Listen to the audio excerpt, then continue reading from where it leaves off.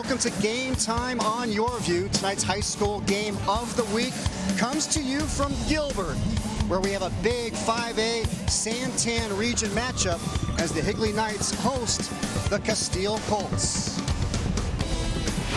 Hello everybody, Chris Harris here along with former Dallas Cowboy, three-time Super Bowl champion Dale Hillestree, and Dale with Casteel and Higley. Big-time talent on both sides of the ball. College recruiters are going to be flocking to this game tonight. As a matter of fact, I already saw one assistant coach from USC. Well, what I'm looking forward to is a great sunset and being able to wear long pants out here to a high school football game, still in the hundreds as we're getting ready to kick this off. It is still a little bit toasty out here. It's supposed to be fall conditions here, but not happening.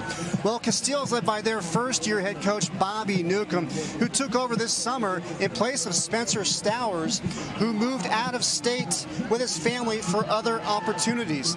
Now, Newcomb was an assistant coach when the Colts won the 3A state championship last year. Casteel now a program that has moved up to the 5A ranks. Yeah, it did. Obviously, when you jump from the 3A ranks to the 5A ranks, it's not one level, it's two. You start off with Centennial, you get baptism by fire. They will be fine. Be a fun matchup to see him go up against Higley tonight. Now Casteel is led by senior captain Gunnar Cruz. The 6'5", 225-pound quarterback is a 3-year starter with a huge arm and is committed to Washington State. Yeah, you know, he's 14-0. This team was last year in that 3A division. He is the leader of this team. He's got a big arm. He can run the football when he needs to. You see the numbers there. He is going to have to come up big this evening. Now, Higley is led by head coach Eddie Zuby, who led the Knights to the state semifinals last year in the 4A ranks, where they came up just short in the semifinals against Saguaro in overtime.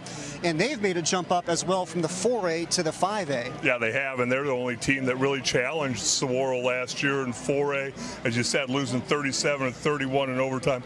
Eddie Zuby's put together a really nice program here at Higley High School.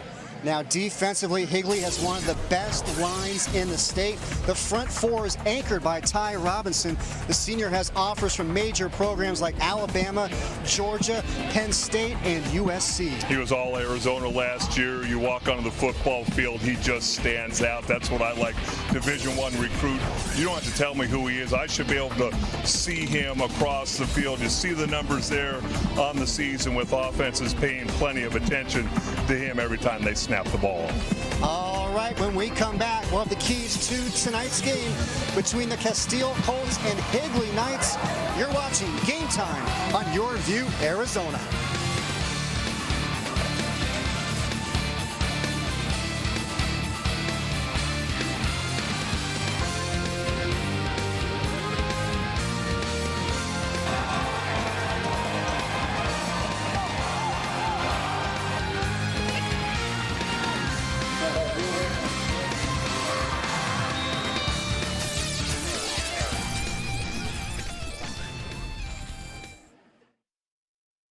Game Time high school football coverage on YurView is sponsored by Arizona Automotive Institute. Turn your dreams into reality with career training from AAI. By Circle K. It's time for a Circle K Polar Pop timeout.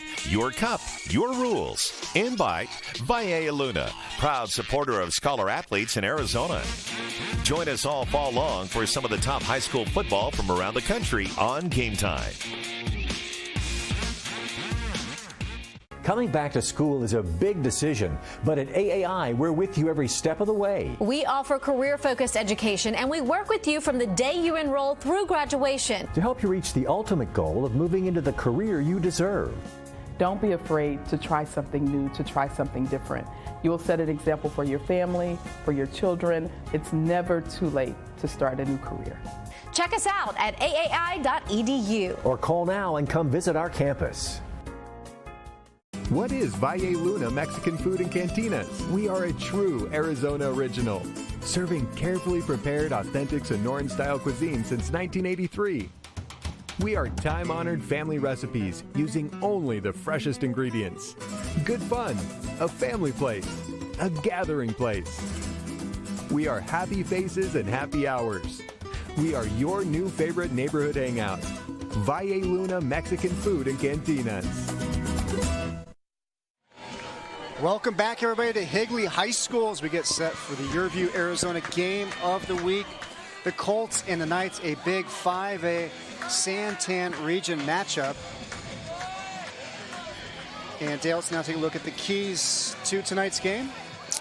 Yeah, obviously both these teams are going to want to get a lot of snaps off offensively, and so one of the keys defensively, who's going to step up and make a few plays, who can get off the field. There will be points scored, but who can come up with that last stand. And as we talked about offensively, both these quarterbacks with big arms, offenses with a lot of playmakers and a lot of points. So big plays will play a part of it. And then the power points came out this week, much to the chagrin of some of the coaches, as some of them were ranked lower than they thought they should be. And the ones that were ranked higher were awful quiet. And everybody tries to understand the power rankings yet again for another year. And speaking of those power rankings, let's take a look at the 5A power rankings. And sitting at number 1, no surprise, Centennial. And you got Notre Dame. That was the 5A state championship game last year, and there they go, sit 1-2. But we got Higley at number 5. And if we go down the list to the second page, we'll have Casteel at number 13. Now remember, the top 16 teams make it to the playoffs, and a new rule this year in the 6A and the 5A, the coaches have decided that just because you win your region, you're not automatically in the playoffs. It's all about the power points. That's the only way to get into the postseason. Well, there's not a perfect scenario ever. I've always been one who thought, boy, if you win your region, you should probably be able to get into the playoffs. But sometimes there's such disparity between one region and another, certain years. So, again, as I said, people are going to argue about Major League Baseball and their playoff system, the National Football League and their playoff system. So might as well carry on down to the high school level. And let's now take a look at the 5A Santan region standings. Heading into this one, and you see Higley already at the 1-0 record. Casteel 0-1. Casteel, they lost last week against Williams Field in a tight game.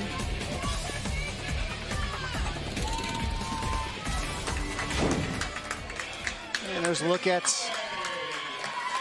Knights head coach Eddie Zuby in his 8th season leading the program. Done a terrific job since coming over here at Higley. See him drinking a Monster before the game to get ready. A man after my own heart. Yeah, you guys know a thing or two about those Monster drinks. And we are underway. And the return by Kaim Walid. And he gets tripped up coming down. Special teams making the play is Connor Mills. So Higley won the toss, deferred, so they'll get the kickoff to start the second half. Here's your Arizona Automotive Institute starting lineups for tonight. Turn your dreams into reality with career training from AAI. That offensive line going to have to play well. You got to protect your quarterback. Very stout defensive line for Higley, going to be chasing after Gunnar Cruz. And Cruz fires incomplete. As we take a look at season numbers for the senior captain, Gunnar Cruz, already committed to Washington State. See the 19 touchdowns against 3 interceptions. Doesn't turn the ball over much at all. That gives you a chance for success every time you have the ball and completing over 70% of his passes. And there's a bad snap. Cruz able to fall on it just shy of the goal line. So very smart play there by Cruz, and alert to fall on it as we now take a look at that Higley defense. Talked about that defensive front. Ty Robinson we talked about in the open, but that front four going to try and put pressure on Casteel without having to blitz. So that's going to bring up 3rd down and 21 for Casteel. Hand off to Jace Knutson, trying to give a little bit of room for the punt, but coming up to make the play is Braille Lipford, the junior. Well, let's go back to that previous play. You see the snap, a little bit high, a little bit hot, but when you're in that shotgun snap position as a quarterback, your eyes sometimes get taken off the football, and if it's not exactly where you expect it, things like that can happen. Now the punt is Preston Doherty just inside the back of the end zone, gets it away. And that ball is going to roll out of bounds, and the Knights are going to have excellent field position. And they've marked the ball at the 32-yard line, so that's where the Higley offense will take over. And we now take a look at that Knights offense, led by their quarterback, Spencer Brash. Got some excellent receivers, including the senior Coleman Owen, who's had a terrific start to the season already for Higley. Oh, and up front, Dylan Walton, the right guard, the only returning starter for this Higley Knight football team. Great matchup of two Division I prospects. And before Higley can even get a playoff, we got a flag. Just condense really quick up front until we can figure out spacing.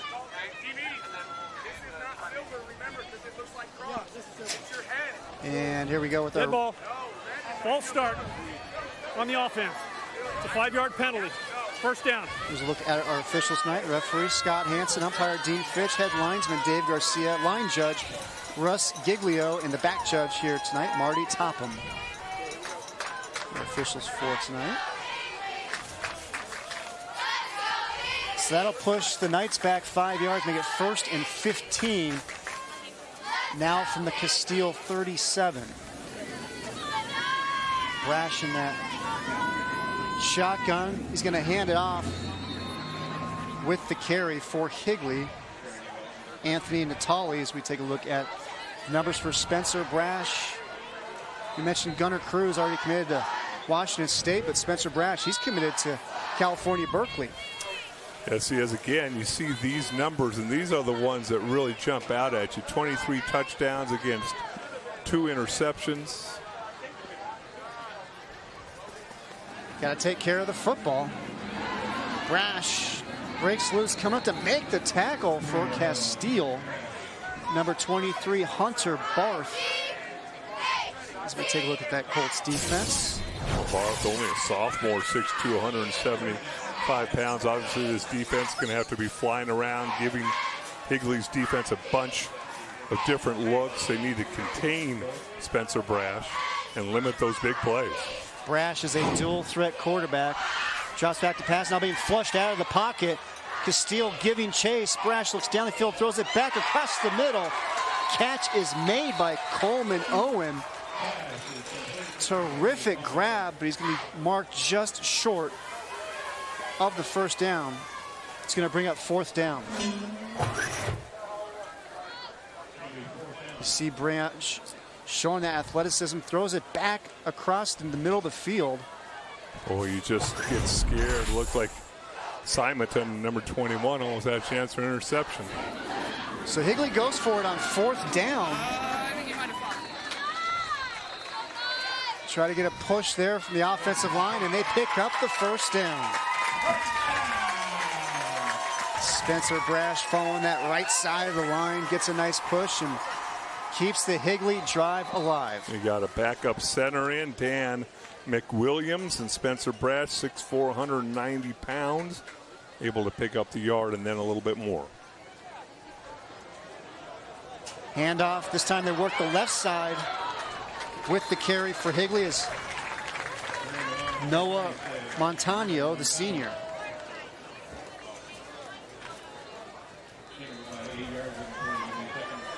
Good old counter play there. Montano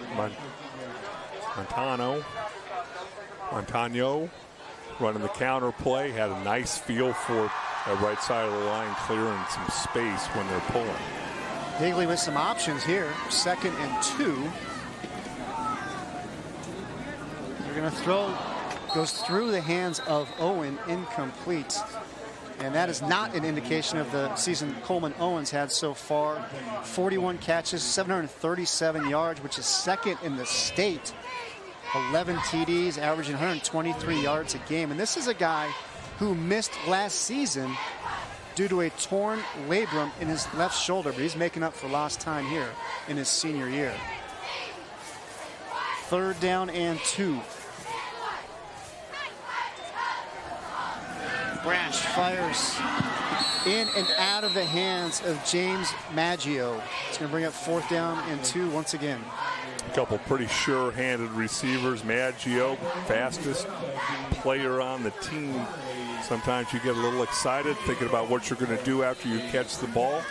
Make sure you bring the ball in, and now going to bring up a field goal opportunity for Higley. And that's going to bring out Daylin Enderle.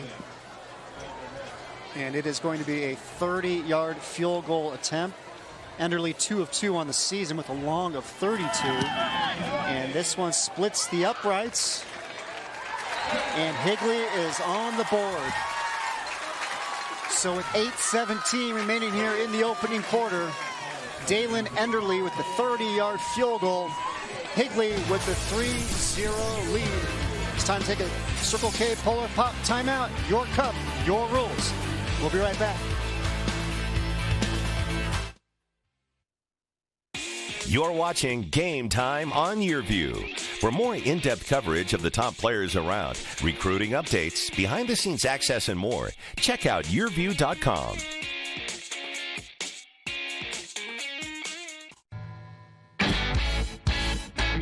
Hey, Arizona, Circle K is home of the 89-cent any-size Polar Pop Foam Cup. Fill up the cup that stays cold longer with your favorite flavor and enjoy all day long. You can get any size Polar Pop Foam Cup for just 89 cents every day. That's right, any size Polar Pop Foam Cup for just 89 cents. Head to Circle K now and get a Polar Pop Cup and so much more. Only at Circle K. Tonight's Game Time starting lineups are brought to you by Arizona Automotive Institute.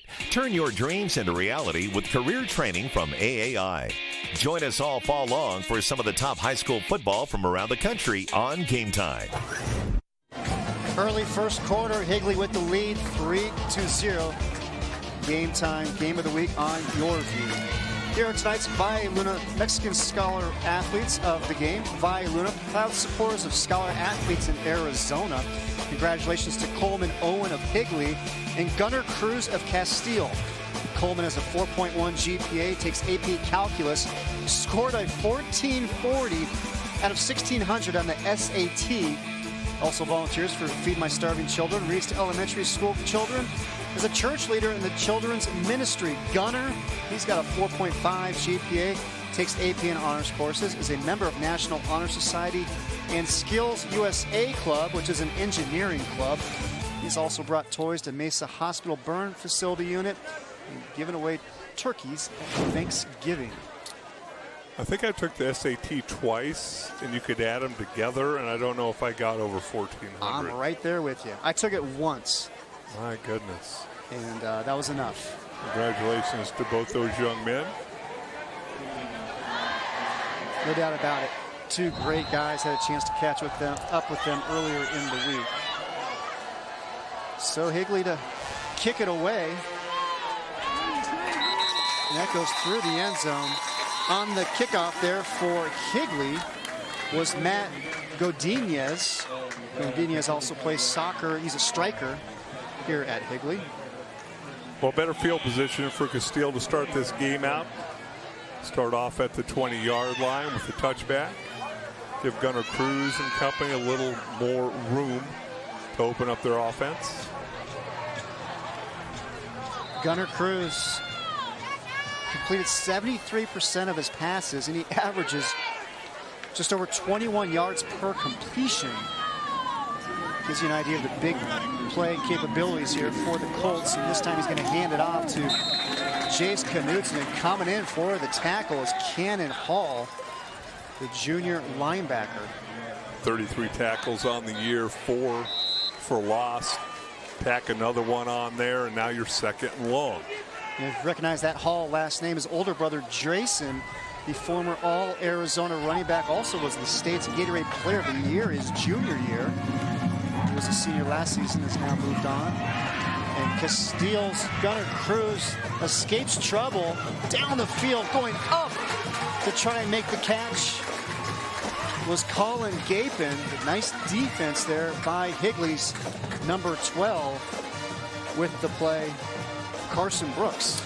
Again, if you can put pressure on Cruz with only 4, that means you get to drop 7 back into coverage and makes it tough to find those windows to throw the football to. And Gunnar Cruz is not going to make a mistake and try and force something in there and give this Higley football team good field position again. And it's an obvious passing situation, 3rd and 11. Goes incomplete, and we have got a late flag thrown. It looks like it's going to be roughing the passer against Higley. Personal foul, roughing the passer. Number 84 on the blue. It's 15 yards, automatic first down. So that's called against Logan Maxwell, the senior defensive end. Well, and again, it's one of those things that a lot of times you can't alter your body angle, your speed, but on that particular play, Logan Maxwell looked like he took that extra step, helmet-to-helmet contact. Well, I don't agree with the rule. It is the rule, and you have to be smart in that situation. So Casteel catches a big break, gets the automatic first down, and now Cruz fires and hits his receiver, Zach Nelson, the senior. Nelson 3rd in the state receiving yards with 725 coming in. And trying to have to protect that quarterback. You see the pressure coming from Higley, buys a little extra time, rolling to his right, takes a huge hit, and able to hang on to the football and pick up the first down. See the numbers there for Nelson. And little screen out to Nelson once again, breaking some tackles. Nice job, Zach Nelson, to pick up the first down. Yards after the catch. 6'1", 185 pounds, getting interest from University of Arizona, Boise State. 7 touchdowns on the season, and you can see the dynamic playmaking ability he has. See the big game he had against Centennial in the season opener. And Casteel is on the move now at the Higley 40. Screen out to Jace Knutson. Loses his feet. Knutson, just a sophomore. Had 149 yards and a pair of scores in the game against Apollo earlier in the season, as you take a look at his season numbers. Had some room to run there. Great downfield block by Brant Goodwin. Loss of 2 on the play, 2nd and 12. Trips to the right, lone receiver to the left. Gunnar Cruz getting pressure, gets it away to Gapin. Another first down for Casteel. Making the tackle for Higley is Braille Lipford, but Colin Gapin, the junior wide receiver, picks up another first down. Blitz right up the middle. Cruz able to buy a little time getting up to his right. Pressure put on by Dylan Peterson. Just better execution by Gunnar Cruz in this Casteel offense. Pickup of 16 on the play. Just under 6 minutes remaining here, opening quarter. Casteel on the drive. Cruz takes a shot to the end zone. Play is broken up. Austin Godfrey, the defender, almost had an interception. He's got 5 on the season, which is 2nd in the state. Converted wide receiver. See him go up and try and catch the ball, and you got to turn into a defender if you're the receiver there, Colin Gapin, and that's what he did, try and rip that ball out of there so you don't give the ball back to Higley. Ready. So go. 2nd down and 10. Cruz fires. Hits Gapin again. It's going to be short of a first down, bring up 3rd down. Higley bringing a lot of pressure, bringing that extra guy on almost every defensive snap.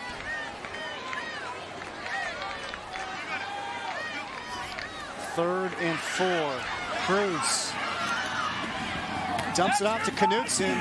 Knutsen's got the first down and more. And another third down conversion here for the Colts. Really nice patience by Gunnar Cruz. Again, this pass rush is pretty relentless from Higley. Buys time, going to his left. Eyes are up, looking downfield. Sees Knutson out to the left. Completes the pass, picks up the first down.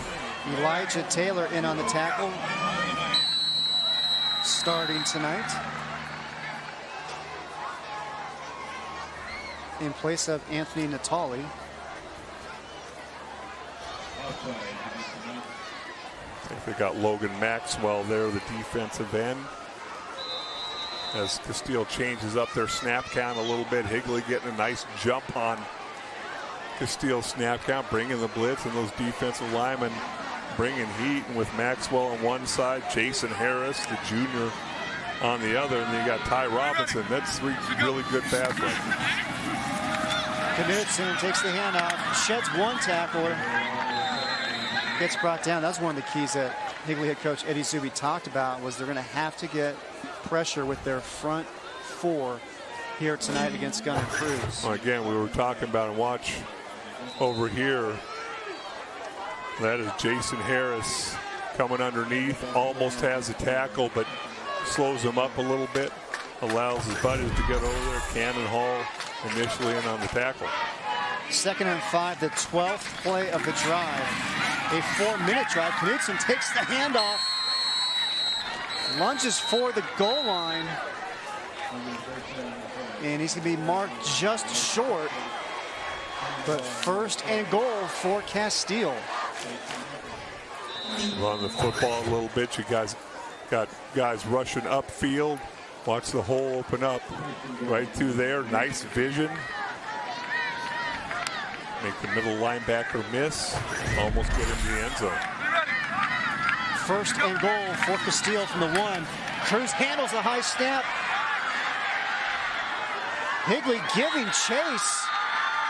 Cruz reaches for the goal line. No call from the officials. It'll bring up 2nd down.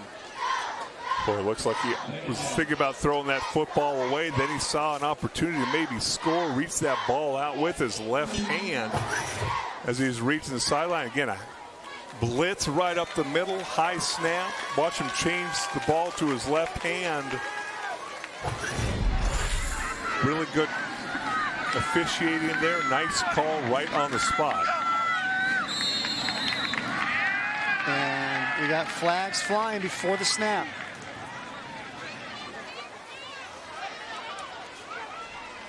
Which is going to cost them a whole 3 inches of ground. I was going to say 2, but yeah. 2nd and goal. See if Eddie Zuby's defense can hold up here. More whistles and more flags. Higley trying to anticipate. Well, if you're Higley's defense, as you say, you only lose maybe an inch or 2. Have really nothing to lose trying to anticipate it. And remember, if Casteel would jump off sides, a legal procedure, it's 5 yards for them. Cruz takes the snap, pushes forward, touchdown Casteel. Gunnar Cruz with the 1-yard quarterback sneak, using all of his 6'5", 225-pound frame. And that puts the Colts on the board. Well, you see Gunnar Cruz there. I mean, he is built, looks like a college player already at 6'5", 225. The push from the offensive line. Able to reach the ball over and cross the plane of the goal line. Extra point. It is up and good by Derek Auclair, the senior kicker, and Casteel answers Higley's field goal with a long drive, capped off by the Gunnar Cruz 1-yard quarterback sneak. That is Cruz's 5th rushing touchdown of the season to go along with his 19 TD passes. Really nice answer by Casteel, 80-yard drive. And you got to tip your cap to Bobby Newcomb, the first-year head coach. You have to make a coaching change. You know, late. And this coaching staff has made the adjustments. Not only do you take the first-year head coach, but you go, hey, let's jump from 3A to 5A. And I think Casteel has done a really nice job adjusting. That's it at 4-2, and up here in the first quarter, 7-3 on a 14-play, 80-yard drive. Well, Monster Jam is adrenaline-charged family entertainment providing jaw-dropping displays and gravity-defying feats that leave fans on the edge of their seats. The biggest stars on 4 wheels return to University of Phoenix Stadium on October 6th. Tickets available now at Ticketmaster.com. Yeah, Bobby Newcomb, he joined the Casteel staff last year as a wide receivers coach. And then, as you say, got bumped up as the head man during the summer. Coleman Owen handles the kickoff, cuts it back to the left side, room to run down the sidelines, cuts it back. Coleman Owen, the big return for Higley into Casteel territory. 49 yards on the return, Coleman Owen. Well, Coach Eddie Zuby says he's dynamic. He makes the first guy miss. First team All-State lacrosse player. Got to make somebody miss here. Kicking over to the corner, you see 3 Casteel players running behind each other, or no and kickoff coverage. And really good field position to start for this Higley offense. You mentioned to make the first guy miss. He didn't get touched until he got into Casteel territory. Knights again with excellent field position. And this time taking the handoff for Higley, number 24, Diamante Rule, the senior running back. 5'8", 190 pounds, low center of gravity. And you have to run the football a little bit, even when you like to throw the football more than run it. Yeah, I mean, Higley, they're averaging 141 yards on the ground, 293 through the air this season. Just under 3 minutes remaining, opening quarter. Brash takes a shot, left sideline. Just overthrows the intended receiver, Isaiah Eastman, and we have a flag down on the play. Well, in that auspicious place where it usually means an offensive lineman got caught with his hands in the cookie jar. That's something you'd be familiar with, right? Or did you never have... Holding, number 59, 10 yards from the previous spot, replay second. Or did you never have holding called on you? Well, I've had my hand in the cookie jar and I've held. A little bit of both. There's a look at number 59. Garrett Ullman, the senior left guard. Sporting the specs. Offensive lineman, you just want to go along without anybody noticing you. Whoever came up with a genius idea to call out high school kids' numbers is beyond me. I mean, here's Garrett. He's just trying to block his guy. Why is his job? Why has his number got to be called out in front of everybody? Well, that takes it all the way back to a 2nd and 24 for Higley. Brash gets brought down. Excellent pressure by Casteel. Coming in is Jack Littleton and Cruz Webster. Well, Littleton, number 33. Again, Casteel, you get long distance situations. You can bring that pressure up the middle. You have Littleton working against Rule and winning that battle, and now it's 3rd, and I don't have a play in the playbook for this. Brash dumps it off, screen, catch is made, but nowhere to go for Rule. So it started off as excellent field position for Higley at the Casteel 48. Well, 3rd forever, usually either think screen or draw, and I want you to look right there, the nose tackle That's Malachi Sakiros. He's the one who sniffs that out, makes it hard to complete the pass. Won't really get credit for the tackle, but really nice job by number 71. Spencer Brash, the quarterback, to punt it away. Beautiful high punt. And calling for the fair catch for Casteel's Cason Simonton. But what a punt by Spencer Brash. He was all region last year as a quarterback and punter. 46 yards on the punt. Well, not only the length of the punt, but the hang time on the punt. Pretty impressive. You know what else is impressive? Gunnar Cruz's 3-year career as the starter at Casteel. This is the first senior class at Casteel High School. And Gunnar Cruz has certainly posted some numbers that are going to be tough to break for quite some time.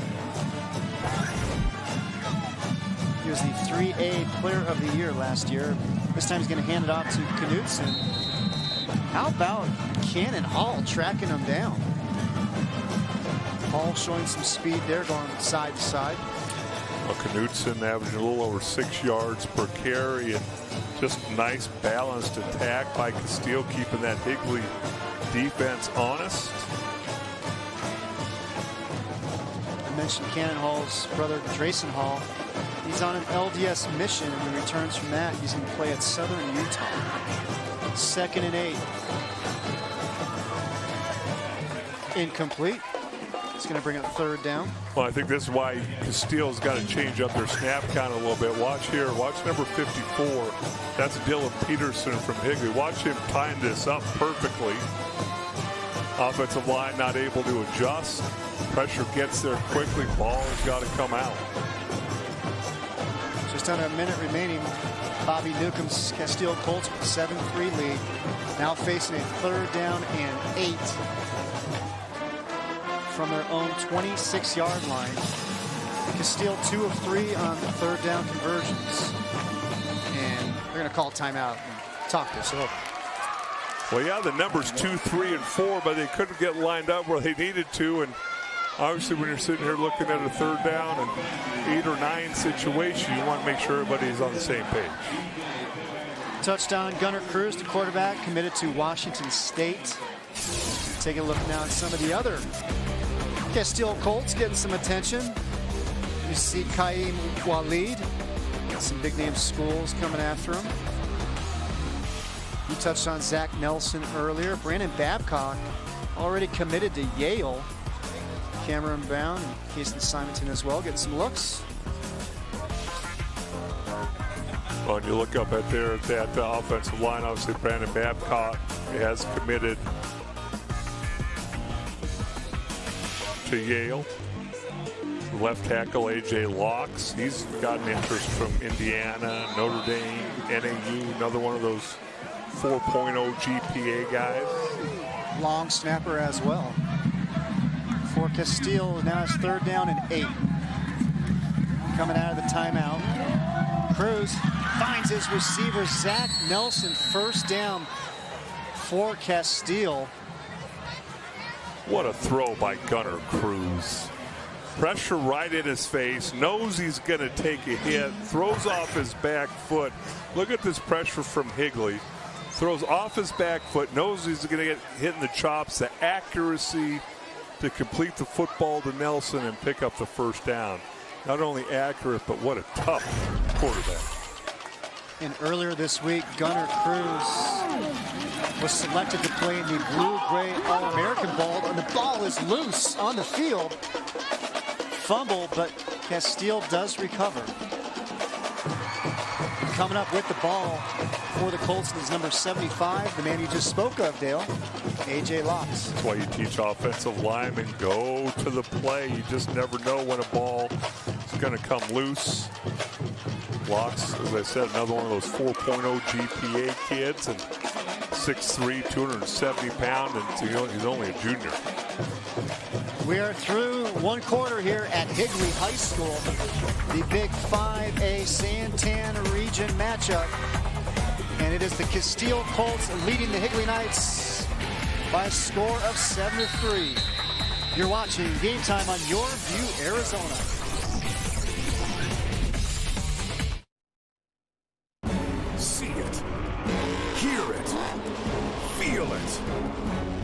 Monster Jam. Where the only thing bigger than the trucks is the air they catch. See Grave Digger, Max D, Son of a Digger, and more of your favorite Monster Jam trucks. Presented by official partners America's Best Contacts and Eyeglasses and BKT Tires. Tickets start at $15. Restrictions may apply. University of Phoenix Stadium, October 6th. What is Valle Luna Mexican Food and Cantinas? We are a true Arizona original, serving carefully prepared, authentic Sonoran-style cuisine since 1983. We are time-honored family recipes using only the freshest ingredients. Good fun, a family place, a gathering place. We are happy faces and happy hours. We are your new favorite neighborhood hangout. Valle Luna Mexican Food and Cantinas. From style tips to travel ideas, Arizona Living Your Life, Your Style is designed to enhance your life in Arizona. We're hitting the lanes on the next Arizona Living Your Life, Your Style. Come with us to Bolero in Gilbert. Plus, a coffee company with a new twist on the traditional cup of joe. Watch Arizona Living Your Life, Your Style, Sunday and Tuesday on YurView. Brought to you in part by Neater's Bakery and Cafe. Come home to Neater's. Get ready to start the second quarter here at Higley, but it's Casteel with the lead, 7-3. Well, this week on YurView's high school football recruiting podcast, Over the Middle, Jeremy is joined by Garden City Community College coach Jeff Sims. College coaches know Sims is a national championship winning coach, one of the first people to develop a player personnel department in college football. He also coached more than 40 NFL players, including Jason Pierre-Paul. But many will recognize Sims from his appearance on Season 3 of Netflix's Last Chance U. Also, Jeremy breaks down why recruiters have flocked to Tulsa's Booker T. Washington High School. All that and more in this week's episode of Over the Middle podcast. Check it out at yourview.com. As you look at the total numbers for the first half, and all 80 of Casteel's yards came on the touchdown drive.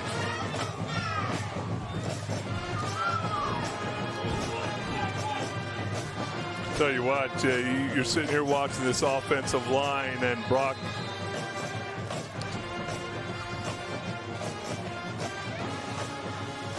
Dew, the sophomore right tackle. First down and 10. Handoff once again to Jay Thompson,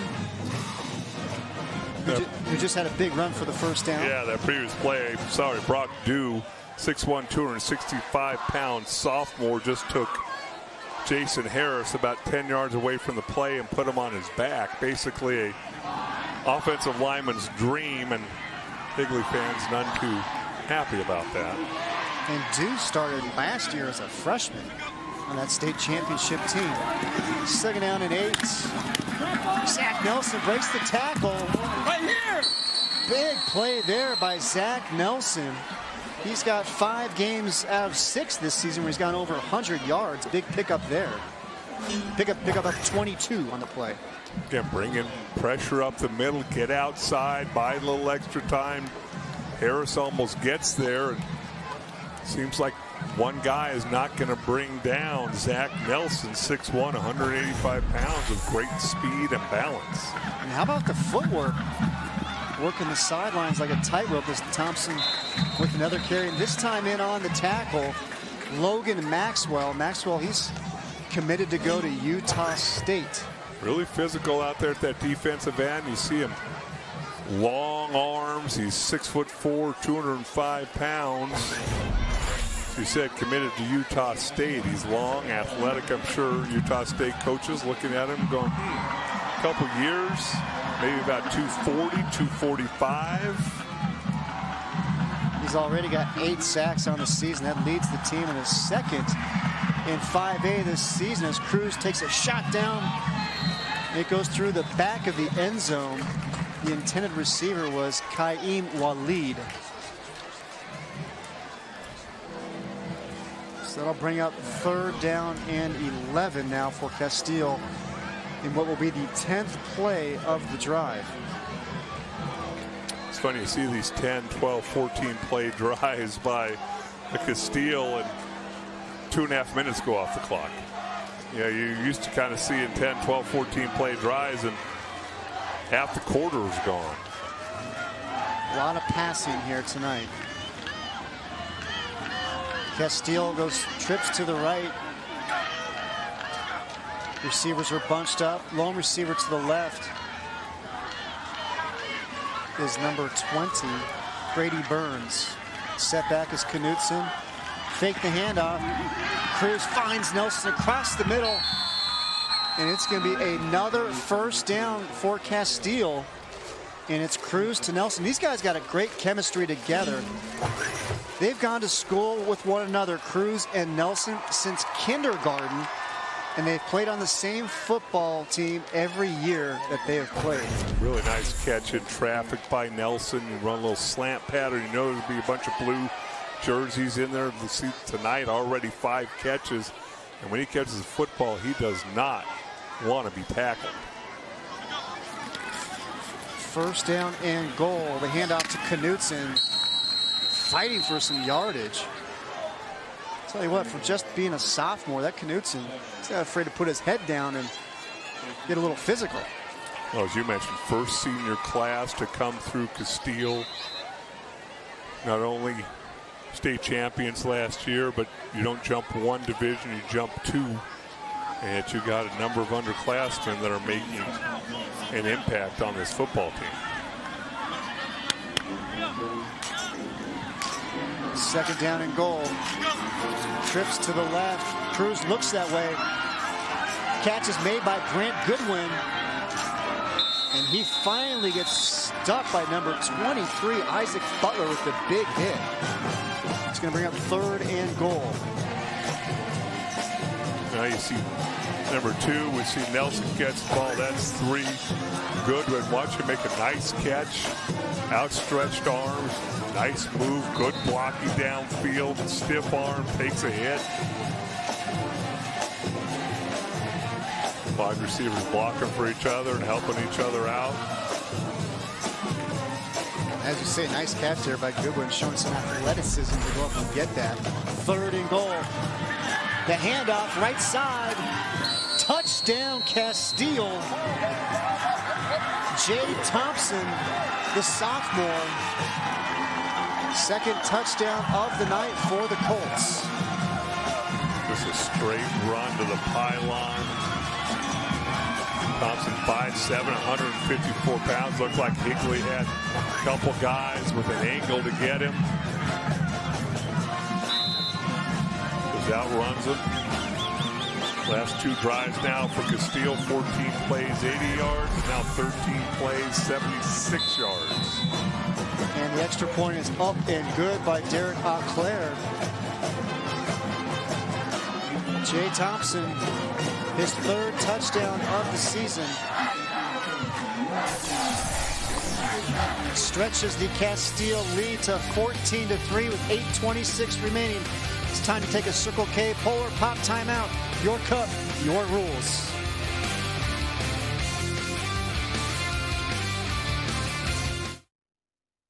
Starting lineups are brought to you by Arizona Automotive Institute. Turn your dreams into reality with career training from AAI. Join us all fall long for some of the top high school football from around the country on Game Time. Hey Arizona, Circle K is home of the 89-cent any-size Polar Pop Foam Cup. Fill up the cup that stays cold longer with your favorite flavor and enjoy all day long. You can get any size Polar Pop Foam Cup for just 89 cents every day. That's right, any size Polar Pop Foam Cup for just 89 cents. Head to Circle K now and get a Polar Pop Cup and so much more, only at Circle K. You're watching Game Time on YurView. For more in-depth coverage of the top players around, recruiting updates, behind-the-scenes access, and more, check out YurView.com.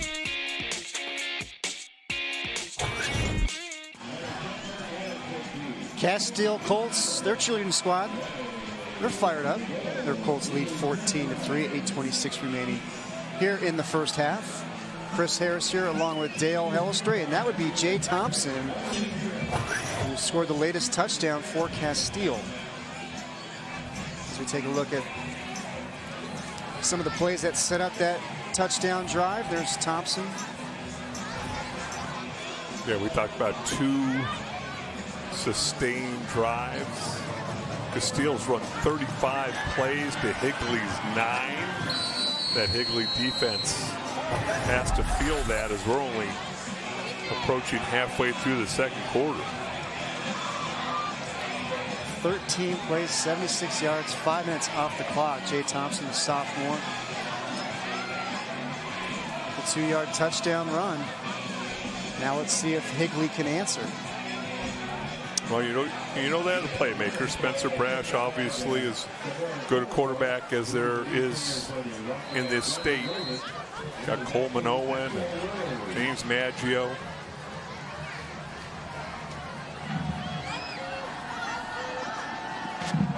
Back to return for Higley. Number 21 with the big return here, Braille Whitford. And he's going to get brought down at the 30. Cameron Brown with a really nice open field tackle. Sometimes when you bobble that ball, just throws the timing off of the kickoff team and get through that first layer. Right here, it looks like he had a chance to go, but look at that nice open field form tackle by Brown. Cameron Brown this week was selected to play in the Blue-Gray All-American Bowl, like his teammate Gunnar Cruz. So we take a look at Whitford over on the sidelines after the return.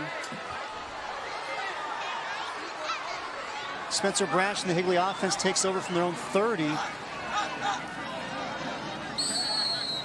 And we got movement and whistles, and looks like we got a timeout by Higley before the snap.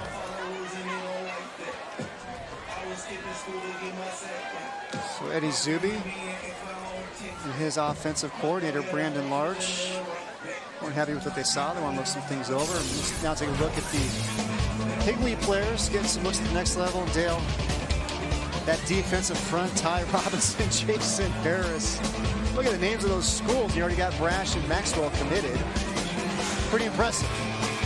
Yeah, that's what makes it so hard for the Arizona schools to commit and recruit these days. When Alabama and Oklahoma, Georgia, Florida, those schools used to fly over Arizona on their way to California to recruit. Now they actually touch down and recruiting Arizona kids. Talk about that defensive line for Higley, and Jason Harris, remember, he's only a junior and just as good a basketball player as he is a football player. And then Ty Robinson, chance to be really special. There's a pass out in the flat. Isaiah Eastman, he gets bottled up. Eastman's a welcome addition to this Higley Knights offense. He was a transfer, had to sit out the first 5 games, came over from Desert Ridge, and in last week's game against Maricopa, which was the first game of the season for Eastman, 4 catches, 103 yards, and a pair of touchdowns. So he is certainly somebody that Higley's trying to work into the offense here. Brash fires, going up and making the catch is Coleman Owen. Great job by the senior to go up and get it. Only 5'10", ball thrown a little high, knowing you're going to take a hit.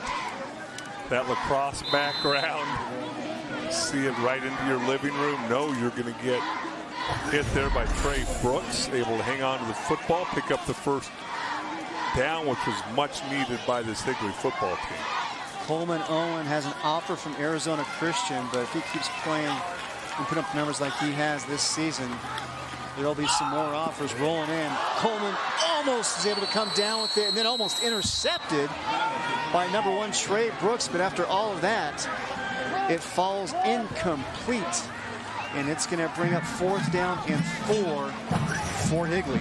Well, you talked about it. You had Owen having a chance to catch the ball initially, and then you have Brooks having a chance trying to stay in bounds. What a tremendous effort by both players.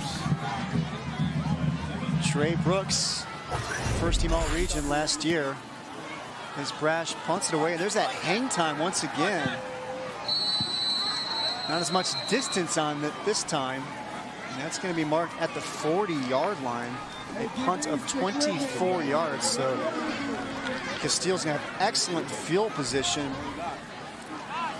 Well, it's one of those things when I look at these spread, hurry up, throw the ball offenses that always makes me cringe a little bit.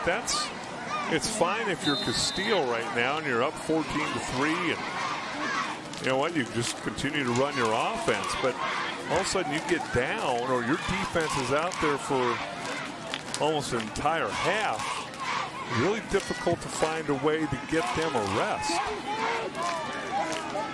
Back out on the field, and Casteel's got two receivers split to the left, two to the right. Handoff to Knutson. Nice job by Knutson. The sophomore running back, also part of the track team. He finished second in state in the javelin as a freshman this past spring. So look over here. They're not even going to block Jason Harris, one of the best defensive players. You just read him. Make him come up and get the quarterback, you hand it off. He crashes down on the running back. That means that Gunnar Cruz keeps it and runs it around the end. You can't be right, and guess what? You don't even have to block it. Second down and 1. Cruz tries to elude the pressure, fires down the field, looking for Knutson, but the Higley sidelines, they're looking for a holding call. Well, they're looking for the holding call on the one end, but everything usually ends up evening out, because that just as easily could have been pass interference by Dylan Peterson playing with a big club on his hand, but none of them happened to notice that.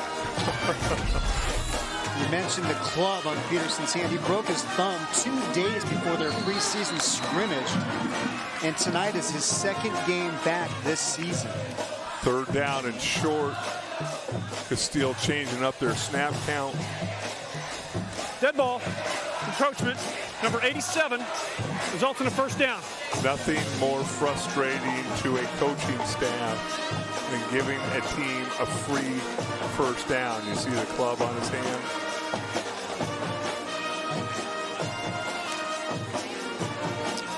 So that's going to give a first down for Casteel from the Higley 45.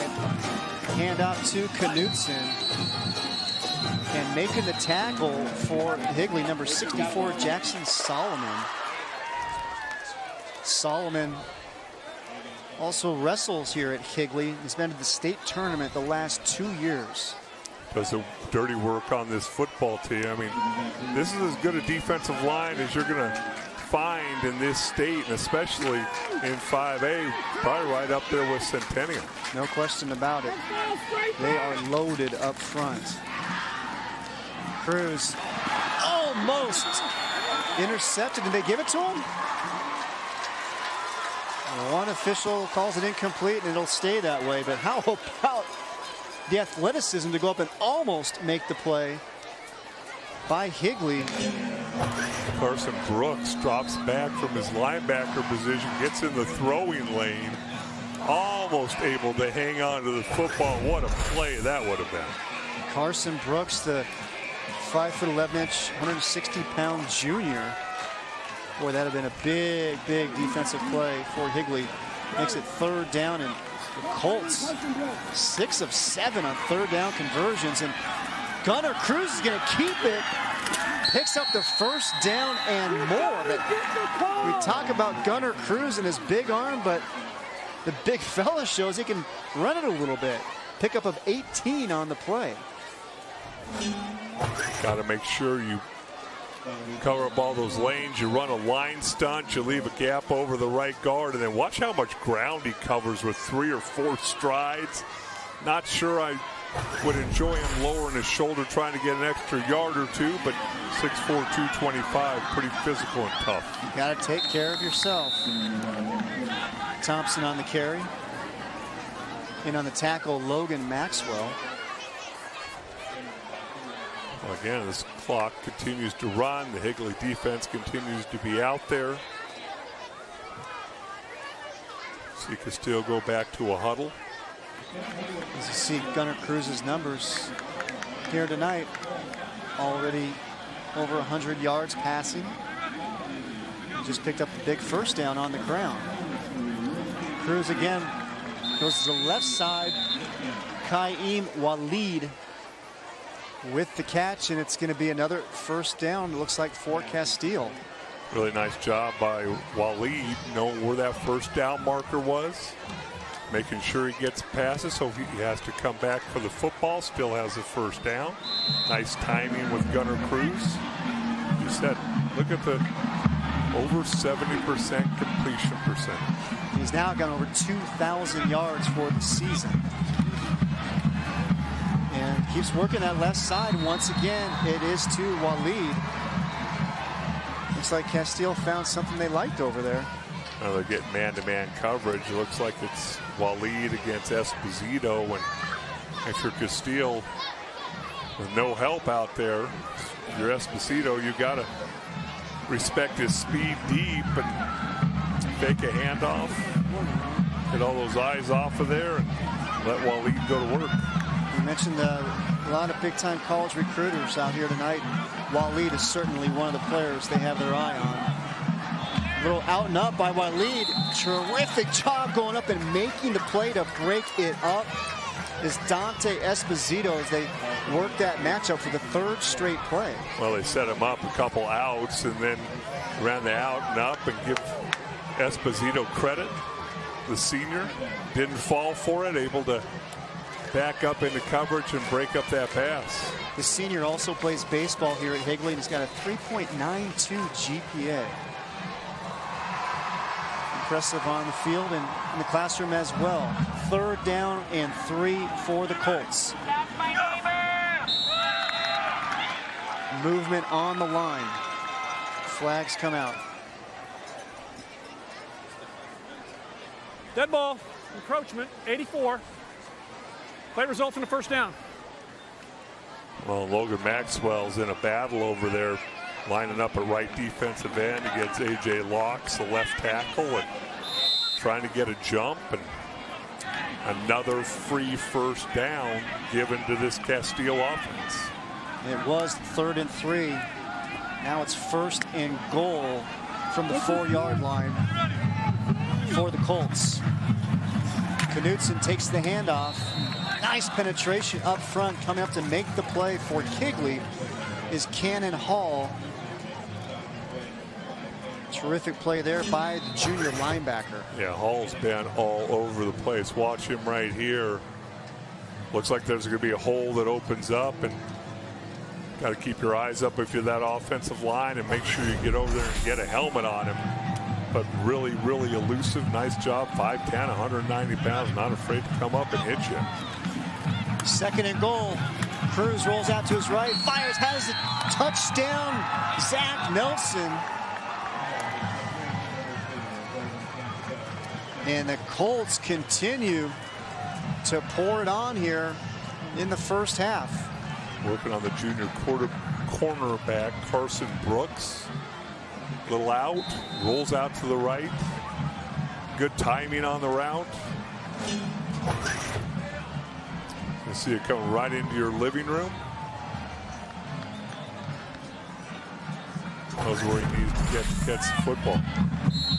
Extra point is up, and it is good by Eau Claire, but Zach Nelson with the touchdown grab. Nelson also plays soccer at Casteel, plays goalie, made it all the way to the state semifinals last year before losing to Yuma Catholic. He's also part of the track team, runs the 200, also went to the state meet in the long jump and triple jump, and Casteel's track team won the state championship in the spring, and the head coach of that track team is the offensive coordinator for the football team, Brian Whitaker. Seems like everywhere we go, Dale, we see a lot of crossover between football and track.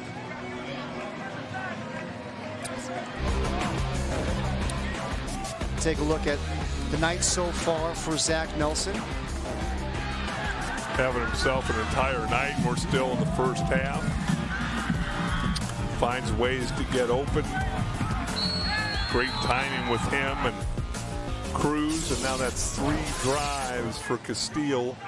14 play, 13 play, 13 play. 80 yards, 76, and 60. You see Zach Nelson there. Can you talk about that Higley defense being on the field so much with those drives? Still 94 degrees out, as our resident meteorologist Beth Pockman just passed along the weather update. So you know those guys got to be getting tired out there. Well, I could feel it walking up the stairs to get into our booth here, how hot it was out there. A little touch of humidity, too. It hasn't gotten comfortable yet. 20% humidity. Hey, now hold on. We got the cameraman that he's going to make it. Keep going. Keep going. Look how far up that is. They do have a railing. I think somebody did that to make me look bad. Well, it's better than that Saguaro. Yeah, Saguaro, I think is good for a little bit. Good for 4 weeks. 3:45 remaining first half. And with the carry for Higley, number 24, Diamante Rule, and he has got absolutely nowhere to go. Well, Reed had the middle linebacker.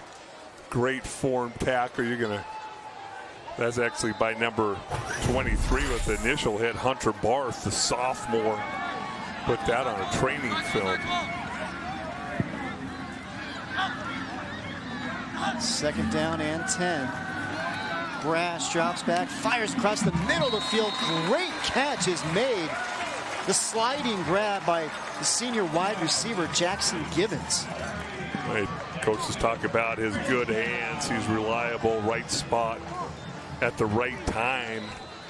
29 catches coming into this game with 6 touchdowns, and that was a big one for them. Pickup of 17 on the play. Moves the chains. Brash fires once again, this time picked by Coleman Owen. It's going to be a pickup of about 9 on the play. And that Higley offense starting to get on a little bit of a rhythm here. Casteel being a little bit more conservative defensively, giving Brash a little more time to throw the football. Higley now with the ball at the Casteel 44-yard line. They trail 21-3. 2.5 minutes remain here in the opening half.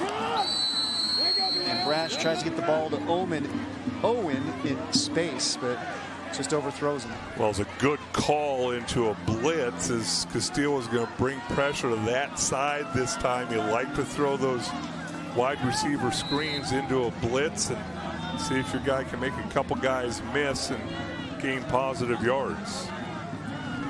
Big play here for the Knights. Try to get some more points on the board before the end of the half. They are 0 for 4 on 3rd down, and they get stacked up here. And it looks like it's going to be marked just short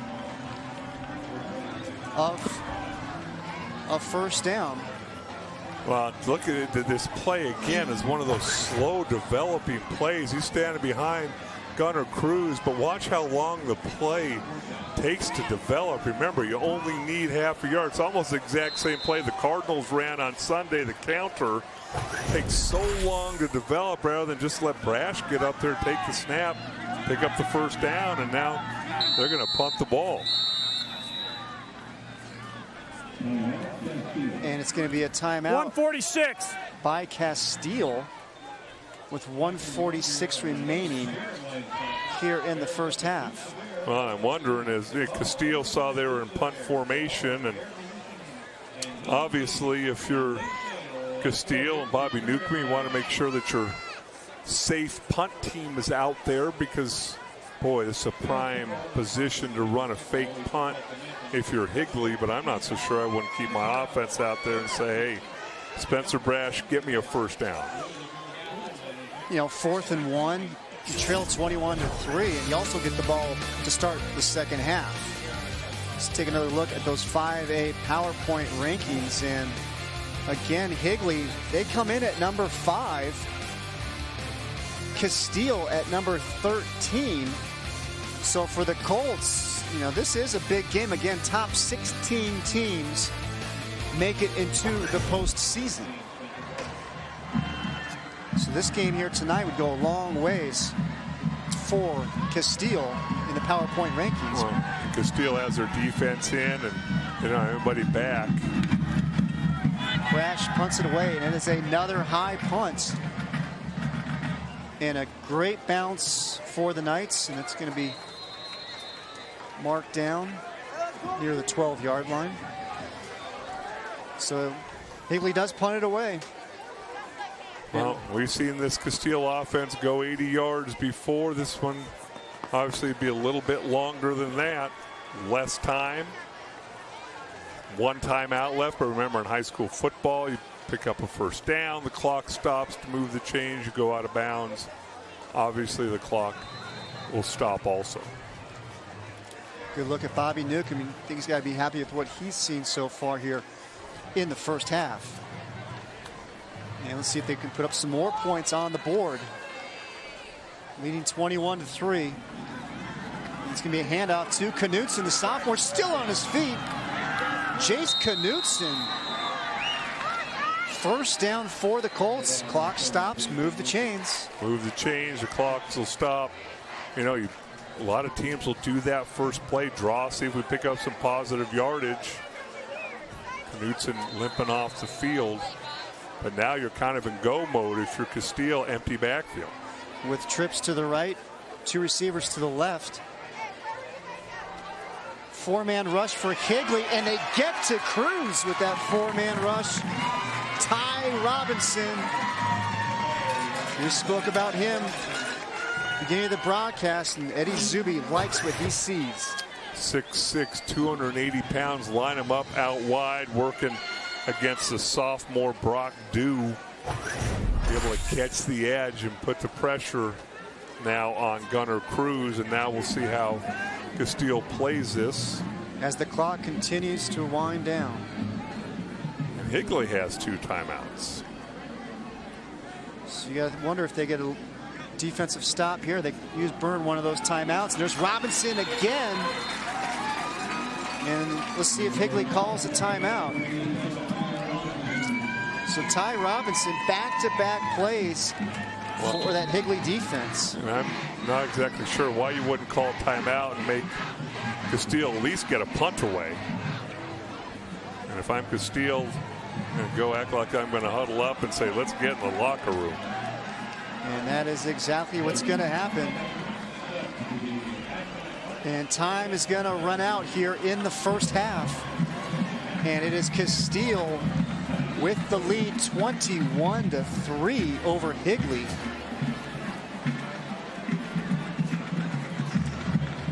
An impressive first half by the Colts.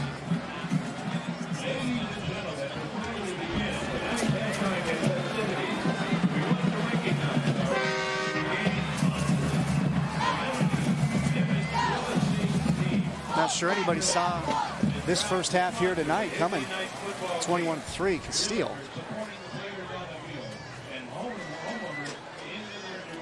Three long scoring drives by this offense. You see Ty Robinson leaving the field, 6'6", 280 pounds.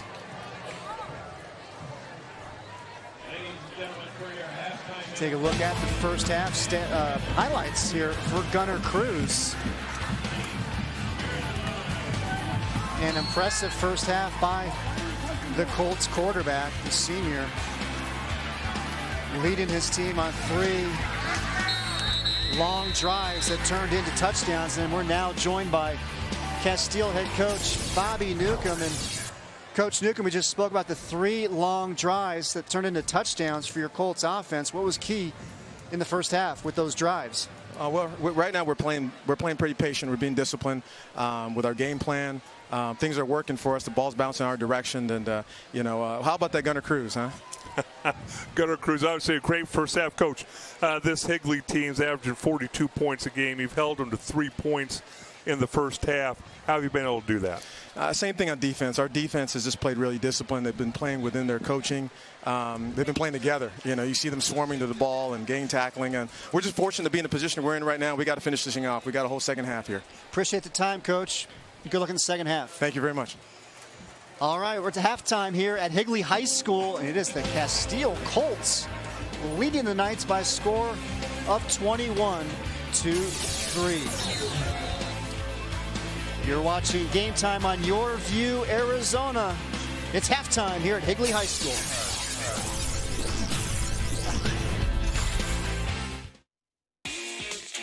Halftime on YurView is sponsored by Arizona Automotive Institute.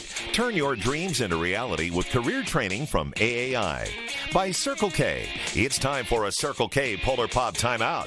Your cup, your rules. And by YurView Luna, proud supporter of scholar athletes in Arizona. Join us all fall long for some of the top high school football from around the country on Game Time.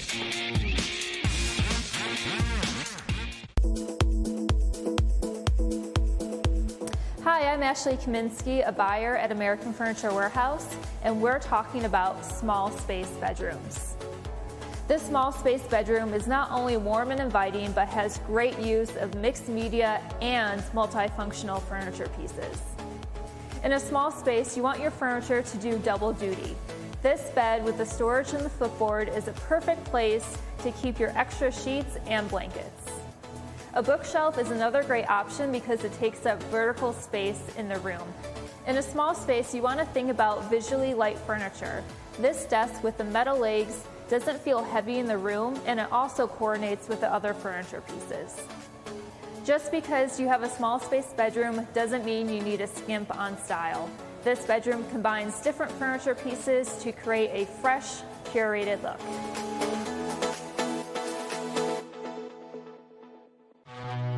Drone Racing League pilot Wild Willie is testing his skills on the scariest course imaginable. His mom's house. Fortunately, he's using panoramic Wi-Fi from Cox, because even a 1-second delay could mean trouble for everyone. Wall-to-wall fast panoramic Wi-Fi from Cox. Wi-Fi at the speed of flight. You're watching Game Time on YurView. For more in-depth coverage of the top players around, recruiting updates, behind-the-scenes access, and more, check out YurView.com. Hello, everybody. You're watching Game Time on YurView Arizona. It's halftime of our game of the week. Chris Harris here along with Janie Riddle of YurView Luna Mexican Restaurants, one of our sponsors. We're so glad to have you aboard. Pleasure to be with you today. So you guys are involved with the Scholar Athlete Award, a very prestigious award, part of our coverage. What is the process of selecting scholar athletes, not only for this, but also for the National Football Foundation, which I know you're a big part of? Yes, the Scholar Athlete process actually begins in October, with packets going out to more than 186 high schools in central and northern Arizona, of which our chapter that's our territory, as you might want to call it. The packets go out, and then coaches will nominate their scholar athletes, and it's based on 40% academics, 40% on the gridiron, and 20% giving back to their community. And all this is rolled into an application process and submitted and then a blue ribbon committee made up of our board of directors and other administrators will evaluate all the applications, and by mid-January we'll have a new class to present at the 37th Annual Scholar Athlete Awards Banquet. And how many scholar athletes will be at this Spring Awards Banquet, and what does that entail? Usually we start with at least 33 at the high school level, and based on the nominations coming in from the junior college or a four-year college or a university, we'll be up to about 42 honorees, if not more, depending on how many we do receive. Wow. What is the deadline now to nominate these scholar athletes? The nominations should be in our hands by mid-January, no later. And so if you're an athlete out there or a parent looking for a scholarship for your football player, please have them go to the coach and say, I understand there is a scholarship process that I might qualify for, and submit it to us right away. Now, if you're just a football fan here in the Valley, how does somebody get involved in part of such a group like this, and what also is part of that process? Well, we love to have new members because we're a part of the National Football Foundation College Hall of Fame, where as a member you can vote for your player and or coach in the College Hall of Fame and see their name in Atlanta, Georgia at the Hall of Fame there.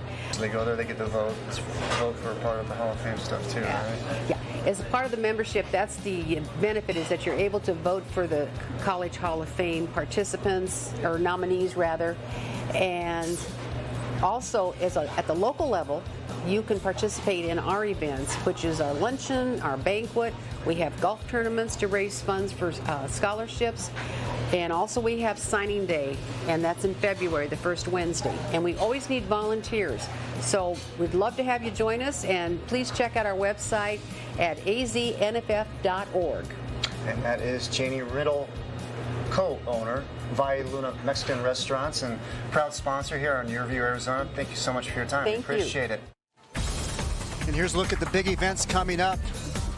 National Football Foundation, the Champions Luncheon, just after the state championship games, will be taking place mid-December. Then the Scholar Athletes Award Banquet takes place this spring. And that is a terrific event. I had a chance to MC that a couple of years ago. A wonderful, wonderful outing with some of the best high school football players here in the state of Arizona. All right, let's now send it down to the field. Let's listen in to the Higley High School Marching Band.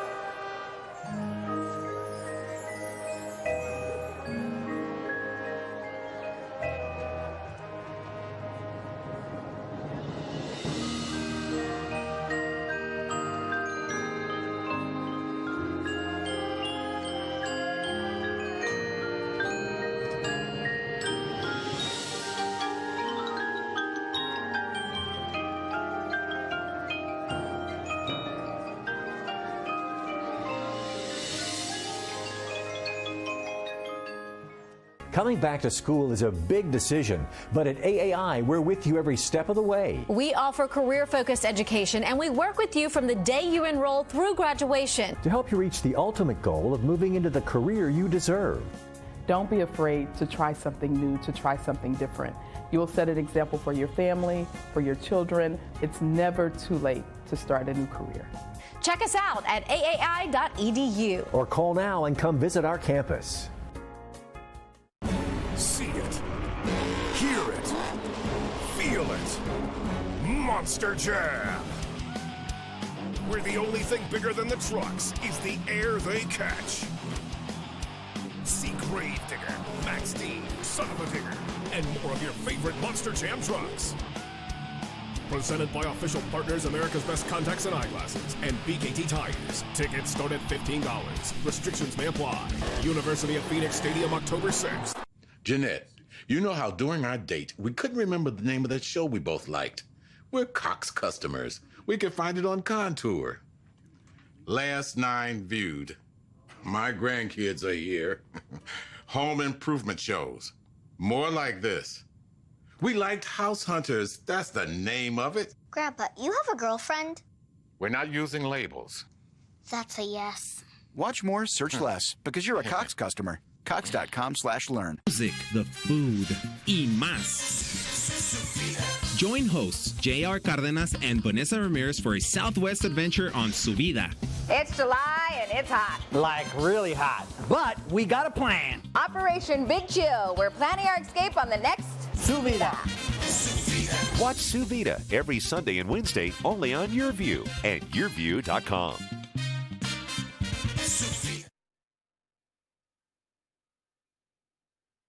You're watching Game Time on YurView. For more in-depth coverage of the top players around, recruiting updates, behind-the-scenes access, and more, check out YurView.com. Welcome back, everybody. Higley High School, where it is halftime in the YurView Arizona game of the week. And it's the Casteel Colts lead the Higley Knights 21-3 in a big 5A Santan region matchup. And let's take a look at the first half highlights from this one. And it's Higley quarterback Spencer Brash trying to get things going here early on for the Knights. This Casteel defense just flying all over the field defensively and then offensively putting together 3 long scoring drives. First one capped off by the quarterback sneak by Gunnar Cruz. Then you got Jay Thompson, sophomore running back, getting into the act, and they'll cap off the second long drive with a short touchdown run. They're able to mix things up against that Higley defensive front. You know, coming in to this game, you're wondering how, if you're Casteel, are you going to block up Harris and Solomon, Robinson, and Maxwell? But then with the athletic ability of Gunnar Cruz, the arm strength, able to put together, as you said, those 3 long scoring drives. Almost 70 yards running the football. No penalties on Casteel in the first half. And then I think if you look at these 2 things right here, 2 biggest reasons you see a 21-3 deficit. You just look at all the stats right there, and you can see why Casteel has got the 21-3 lead here at halftime. We're going to step aside for a quick break. More to come here at Higley High School. You're watching Game Time on YurView Arizona. Save the dates, October 18th through the 20th. Phoenix Fashion Week, the leading fashion event of the Southwest, showcasing 3 nights of global designer runway shows from Talking Stick Resort in Arizona. Can't make the live shows? Live stream over 25 different fashion shows. Go to phoenixfashionweek.cleeng.com. $9.99 per night, or watch all 3 for just $24.99. Get involved. Vote for the nation's top emerging designers, models of the year, and more. Phoenix Fashion Week, live and online, October 18th, 19th, and 20th. Sardella's Pizza and Wings. Only Sardella's makes my favorite things. Football fans, experience the authentic Italian difference at Sardella's all season. Score big with Sardella's new specials. Large 1-topping pizza and 24 succulent wings for just $26.99. Or grab one of our family pastas to feed the whole team, starting at only $19.99. A family tradition for over 30 years. Sardella's. Dine in, carry out, or delivery. Order now at sardellaspizza.com. Personal service? Well, now there's a way to get the job done right. Hi, my name is Jane Monzuras, TV personality, and I want to share with you a hidden gem that will help you get things done at home quickly, accurately, and professionally by the right companies through My Guy Referrals. My Guy is a family-owned referral company that you can really trust. So why is My Guy different? First, to become part of My Guy Referrals, all of My Guy Referral companies have passed a stringent 8-step process, making them the best of the best in their field. They have all different types of companies, from auto mechanics to roofers, exterminators, financial advisors, and landscapers. My Guy has more than 150 companies with thousands of categories to help you. And My Guy stands behind each and every company. My Guy is award-winning, trustworthy, super easy, and free to use. You can visit their website at myguy.com or call 602-867-5309. Let's now take a look at the Arizona Automotive Institute top games for this week. Turn your dreams into reality with career training from AAI. How about Chandler and Perry, a rematch of last year's 6A final? Mountain Point at Highland. Highland, one of the surprise teams in 6A this year. Mountain Point will have next week against Desert Vista, the Ahwatukee Bowl. Desert Edge at Saguaro. Scorpions leading 7-3 in the second quarter in that one. Williamsfield at Gilbert. Sunrise Mountain at Glendale Ironwood.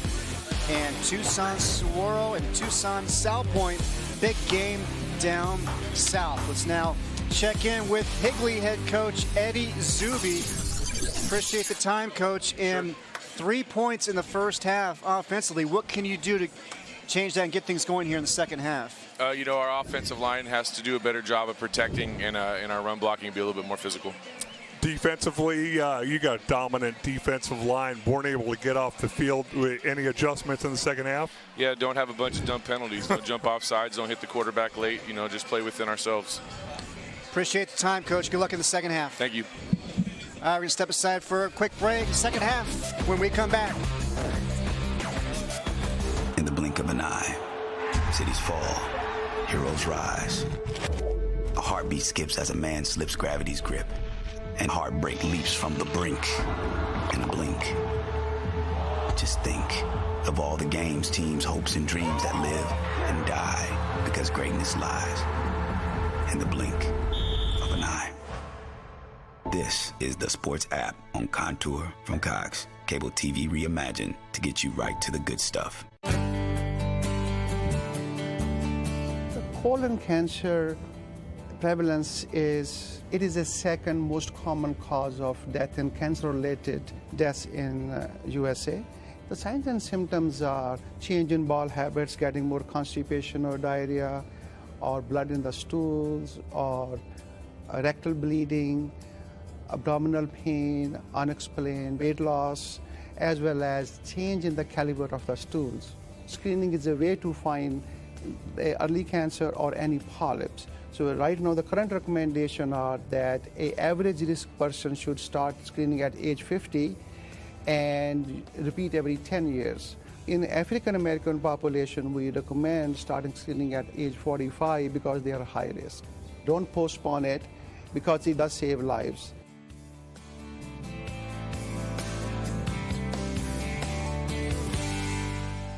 Now Contour from Cox gets you right to the strange stuff. Something's coming. Something hungry for blood. Noble stuff. The crown must always win. Show me something dramatic. And orange stuff. Along with the best stuff on cable. Because Netflix is now on Contour. How awesome is this place? Just say it. Black Mirror. And get right to the fierce, funny, bold, and bingey stuff. Watch it all on Contour. Just say Netflix to get started. You're watching Game Time on YurView. For more in-depth coverage of the top players around, recruiting updates, behind-the-scenes access, and more, check out YurView.com. Welcome back, everybody. Gunnar Cruz and the Casteel Colts leading Higley 21-3 as we get ready to start the third quarter. Had a chance to hear from Higley head coach Eddie Zuby just a couple moments ago. What did you take out of his message? Frustration and anger. You know, again, and he's right. I don't know how many times I lost track, how many times they jumped offside. You're going to get off the field on a third down situation. You hit their quarterback in the helmet, keep that drive alive. Again, and those are controllable things. Pre-snap, post-whistle, those are things you can control. Derek Auclair kicks it away to start the second half. And the ball is scooped up by Braille Lipford. And he's going to get brought down in on the tackle for Casteel is Benjamin Blancas. As we take a look at the two quarterbacks coming in. Highly touted, both of them. Yeah, and obviously Gunnar Cruz, 13-21. Spencer Brass completing 60% of his passes, but only 43 yards. Casteel's able to run the ball a little bit, keep this Higley defense honest, and Higley has not been able to do that offensively. And Spencer Brass, she is a dual threat quarterback. This time he's going to find Maggio. Short pickup here for Higley. Maggio, he's coming back from a torn right ACL from last year.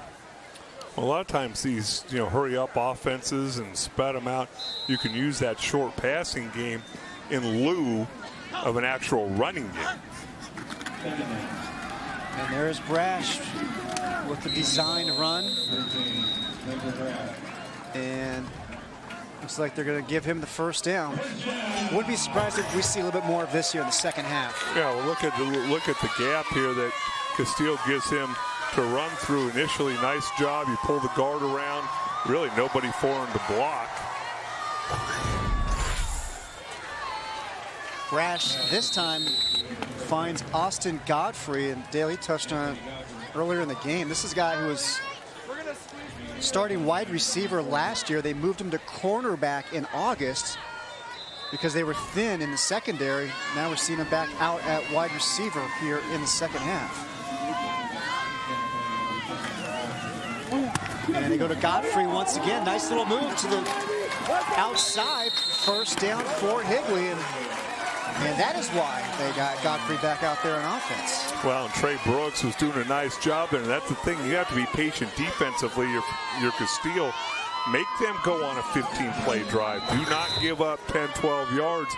You miss a tackle rather than keep an outside leverage. Come inside.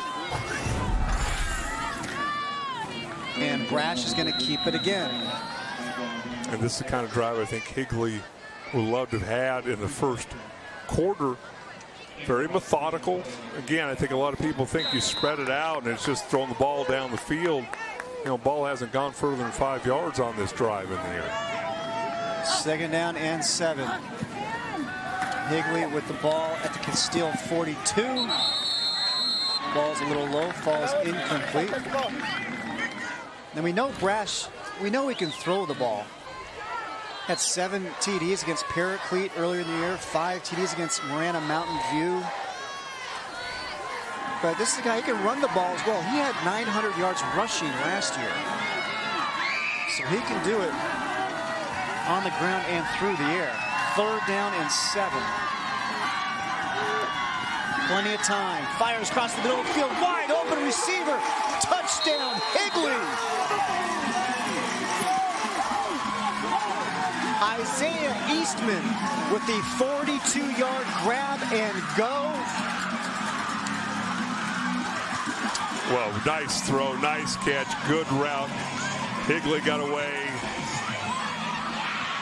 up front with a pretty blatant holding call. Looks like they're lining up. I mean, Higley does everything quick. They even line up quick for their extra point. Dalen Enderle connects 21-10. You go back to that touchdown, little seam route, but I want you to watch over here. These are the kind of things that sometimes can get you beat. You're going to see the seam route come right down here as an offensive lineman yank him down. A lot of times you'll see a flag there out in the open field, but tremendous job by Isaiah Eastman. Getting down that seam, get behind the Casteel secondary, and Spencer Brash making that defensive pay. And Casteel leads Higley 21-10. It's time to take a Circle K pull or pop timeout.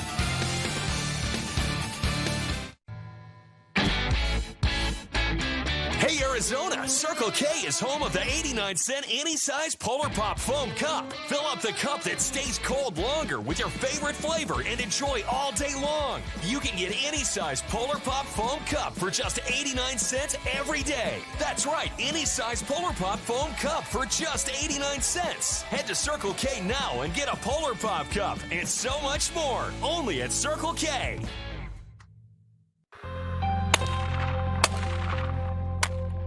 Your public lands are a common place of recreation for many Arizonans. Unfortunately, these sites are sometimes taken for granted by those who use them. Being a responsible public land steward enables us all to enjoy the beauty that the outdoors brings. You shoot it, you own it, you pack it out. Don't trash Arizona. Higley with their first touchdown of the night. 42-yard pass from Spencer Brash to Isaiah Eastman has the Knights crowd fired up. 21-10 now here early in the third quarter. Casteel still with the lead. Well, this crowd was kind of out of it. And Higley, every time he's been out here, has had a tremendous home field advantage with this crowd and people around the track, halfway around the track. They're loud, their cheerleaders are having fun, and now everybody is back into this football game at 21-10.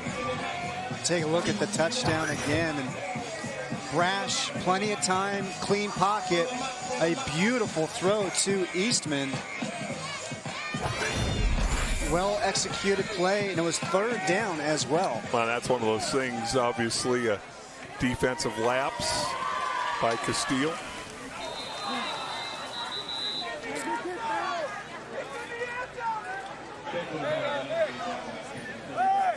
Ball goes out of bounds, so Casteel will end up with starting good field position.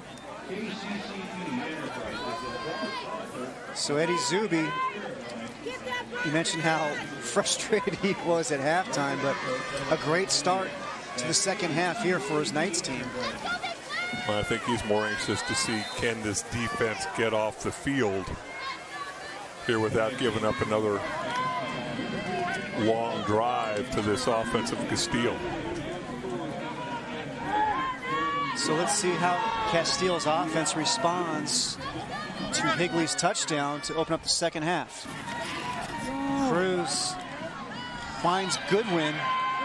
Not much room over there, but all of a sudden Goodwin creates some space, still on his feet. Brant Goodwin still going all the way across the field. Cuts it back to the left. Brant Goodwin, what an incredible catch and run. Finally gets brought down at the 5-yard line. Oh my goodness. Brant Goodwin, 60 yards, but he ran like 150 on the play. Looks like he's going to go out of bounds, cuts it back inside. Watches lineman down there, A.J. Locks, leading the way, and then comes all the way back across the field. White jerseys all over the place. What a tremendous effort on his part. Cruz keeps it. Touchdown, Casteel. Oh, my. So in the first half, it was 3 long drives.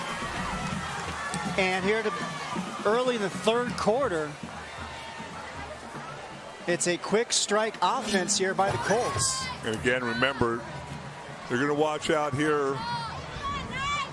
You're going to see Gunnar Cruz read him. He crashes down, keeps the ball one-on-one on the outside. Remember, Gunnar Cruz is 6'5", 225 pounds, and is not afraid to lower that shoulder going up against a 6', 180-pound Butler.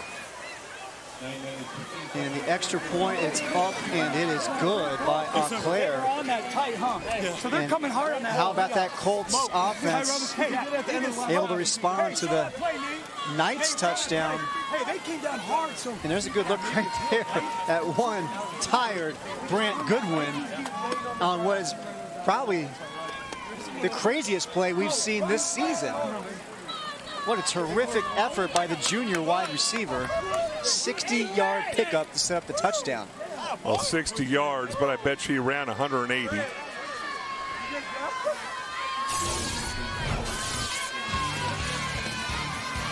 Again, about a 3-yard out. A lot of receivers going to run out of bounds. Cuts it back in. You see linemen downfield clearing the way. A couple missed tackles, but a lot of blue jerseys didn't get a hand on it. See him changing,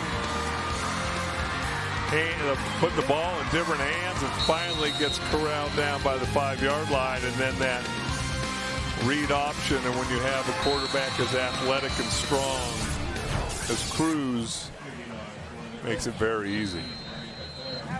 Brant Goodwin had 9 catches for 164 yards and 3 touchdowns in their win over Apollo. And his father, Jason, is the running backs coach. So, you know, you got a proud papa over there on the sidelines. And they're all going to check it out again. Why not? Boy, the technology we have in high school football.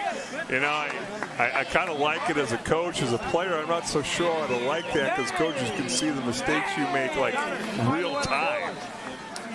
But that's the point. You want No, you don't want to see the mistakes till tomorrow with donuts and bagels after a victory. On the reel-to-reel. Well, again, you saw Casteel now respond to a little bit of adversity after that first drive from Higley. How can Higley respond? And they're going to go to Godfrey again, and that's his third catch already in this half. Again, if you're Casteel, corners tend to play a little soft. We're going to give you 3- and 4-yard completions, but now you see Trey Brooks come up and play press man unless he's going to back off at the last second, but the slot receiver isn't being covered. Brash fires, and that ball is intercepted. Number 25 for Casteel. It is Brandon Thomas with the pick. He's a 5'11", 160-pound senior. Broke his jaw 7-on-7. Great technique from his cornerback spot, running stride for stride, head turns around. When the receiver's head turns around, goes up, catches the ball at the highest point. Ball was underthrown by Spencer Brash, and Casteel's offense right back out on the football field. And that is the 5th interception on the season for Brandon Thomas, which leads Casteel. It's a terrific play there by Thomas. Pass is incomplete, brings up 2nd down and 10. Boy, if Casteel, if they can find the end zone here on this drive. I kind of like Casteel's offensive mentality. They keep going back to some of the same plays and saying, until you stop us, we'll continue to do what has got us here.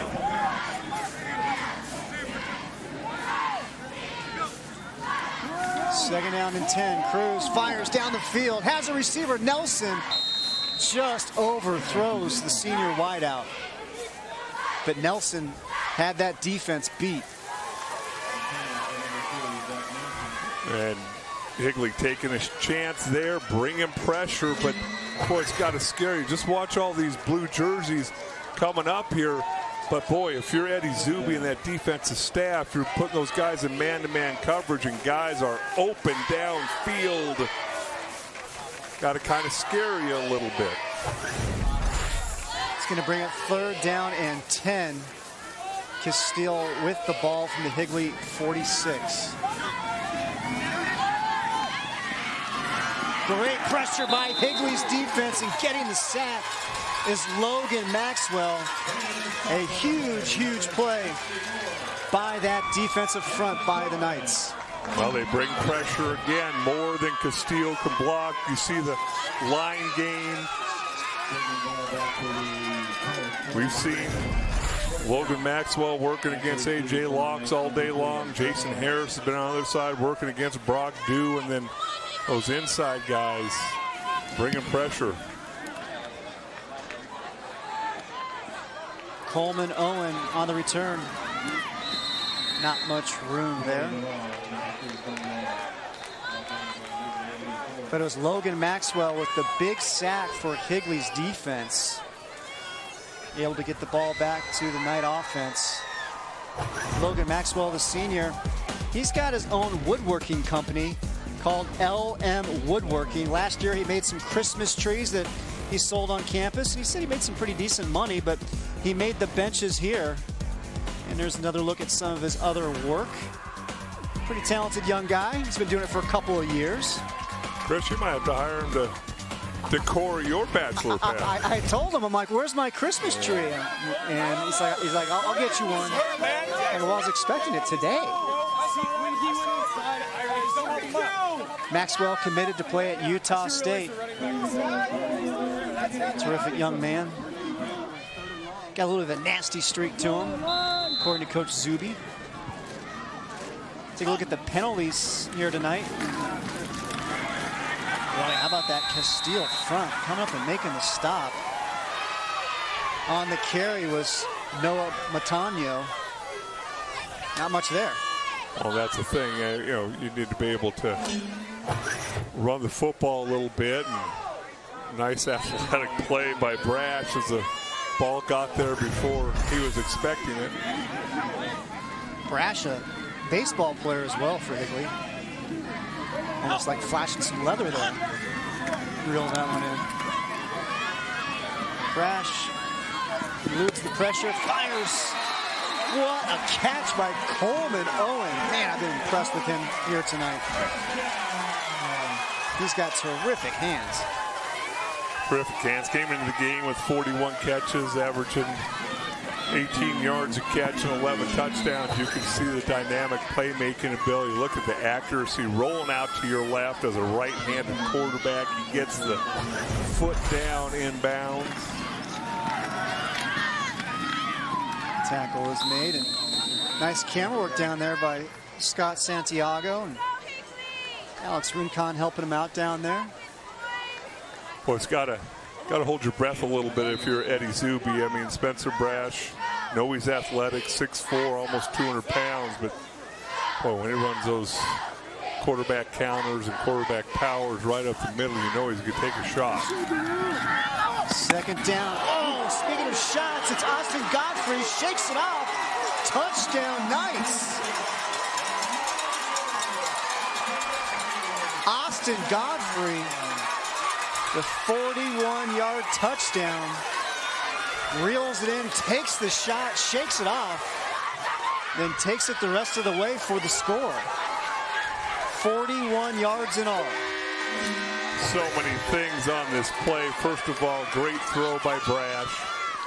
Super catch, takes the hit from Simonton, able to keep his balance and get into the end zone. And Toby tells us the extra point is up and good. And Higley going toe-to-toe here with Casteel in the second half. Well, you're going to watch it over here. There's being out, but this is where it's going to happen. Watch him come out. Tremendous job with the protection. One-handed catch. Didn't see that till the replay. No, you're going to get hit.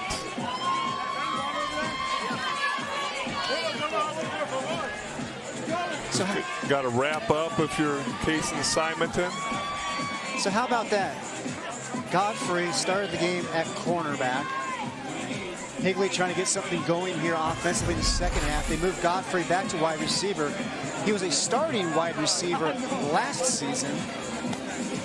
That's his fourth catch here in the second half. And that one he takes 41 yards for the touchdown.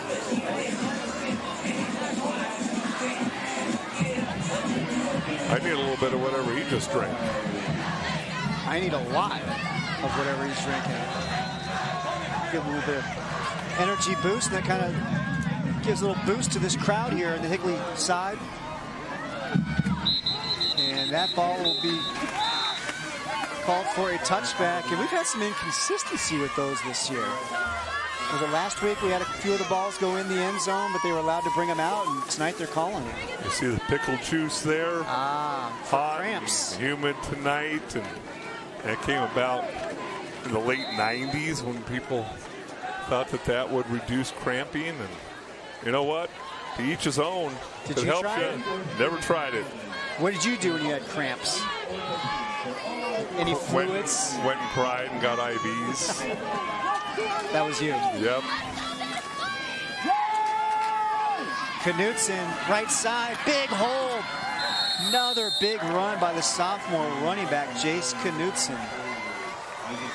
Well, that's what's got to be so frustrating if you're this Higley football team. Your offense trying to get your team back in the game, and defense just struggling to slow down Casteel.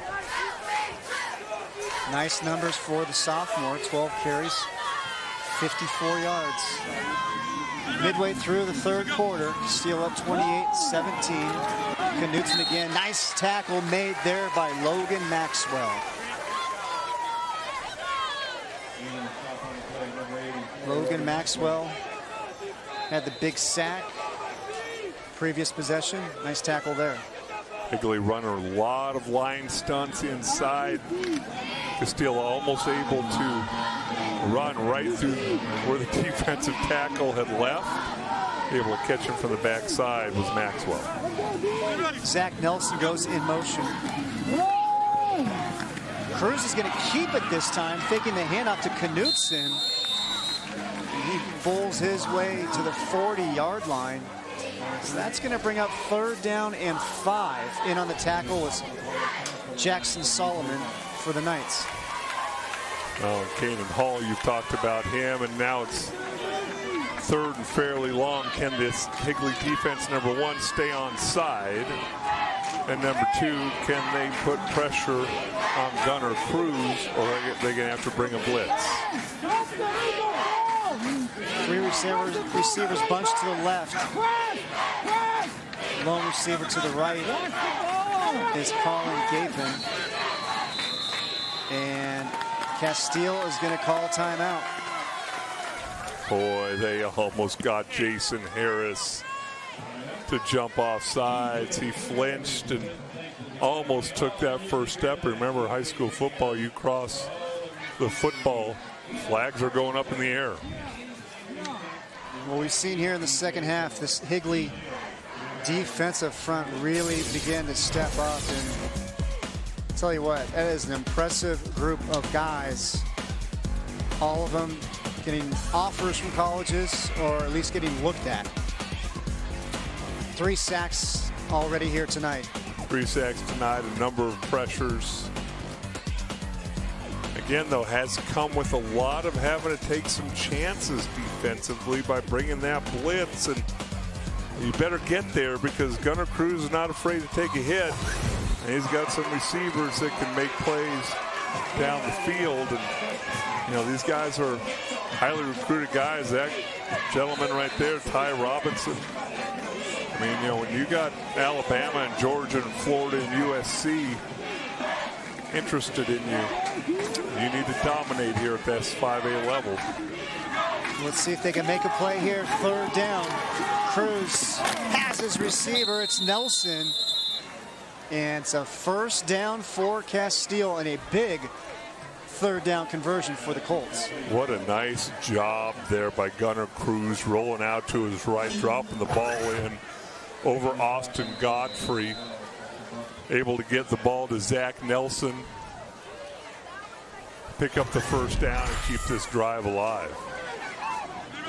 Nelson's numbers on the night. Knutson with the carry. Pickup of about 4 on the play. Now Knutson, he's been pressed into starting duty in place of Mac Johnson. Mac Johnson suffered an ankle injury in the first game of the season against Centennial, which sidelined him, and then now he's out because of mononucleosis. Guy can't catch a break. And last year he gained over 1,700 yards and 27 touchdowns on the ground. Pass is complete to Goodwin. And just as he catches his breath after that big 60-yard completion earlier in the half, nice pickup there. And we've got a player down for Higley. Well, it was good coverage, just better execution by Casteel. Got to be really impressed with the way Gunnar Cruz is throwing the football tonight.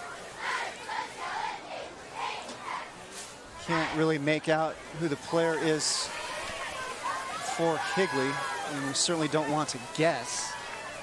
And there we go. It's number 21 for Higley, Braille Lipford, as he is being helped up, but doesn't look like he's able to put any pressure on that right leg. From Gunnar Cruz tonight, 16 of 28, 213 yards, 1 touchdown, and then keeping his defense on his 5 carries, 28 yards, and 2 touchdowns. And I talked to Gunnar Cruz this week about, why did you commit to Washington State? What is it you liked about him? He said, they're the school that recruited me the hardest. And he said he feels like that offense is a good fit for his skill set. Go somewhere where they want you. Don't be the last guy in the recruiting class. And he's made that call, so he's going to go up to Pullman and play for head coach Mike Leach. 1st and 10. Thompson, right side. Boy, that sophomore, he's not afraid to stick his nose in there, lower that shoulder, take on some contact. Great speed, gets outside, running downhill. You know, you look up and you're like, that was a 2 or 3 yard gain, and no, it's 2nd and 1. Nice job by that offensive line. And then, as you talked about, you know, this is a sophomore who is running the football like that. 3.5 minutes remaining. 3rd quarter, 2nd down and 1. Trips to the left. Lone receiver gaping to the right. And now Nelson goes in motion to the right side. Thompson is set back. Cruz scans the field, fires down the middle, has Nelson. Beautiful move by Nelson. 1st down, Casteel.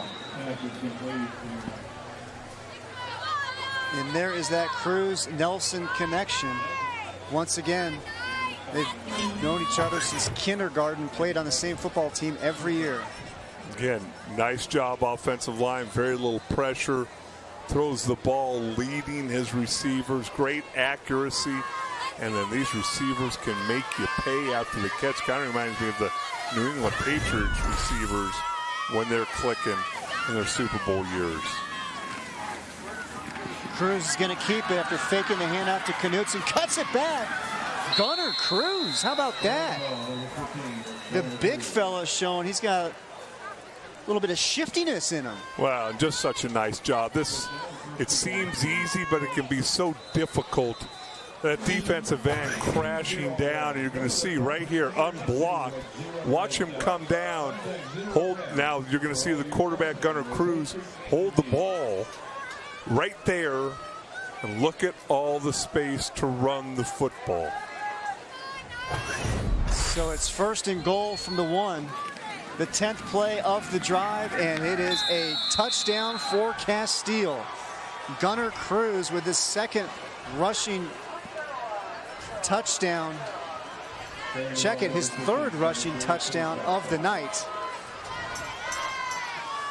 A little bit of everything on that drive. Higley, bunch of blue jerseys there. That white jerseys, the offensive line. Let's see if they can get some push here. Those white jerseys ending up in the end zone means you're going to score a touchdown. Claire's extra point is good. 35-17 Casteel, and Nips agrees. Confirmation from Nips on the extra point.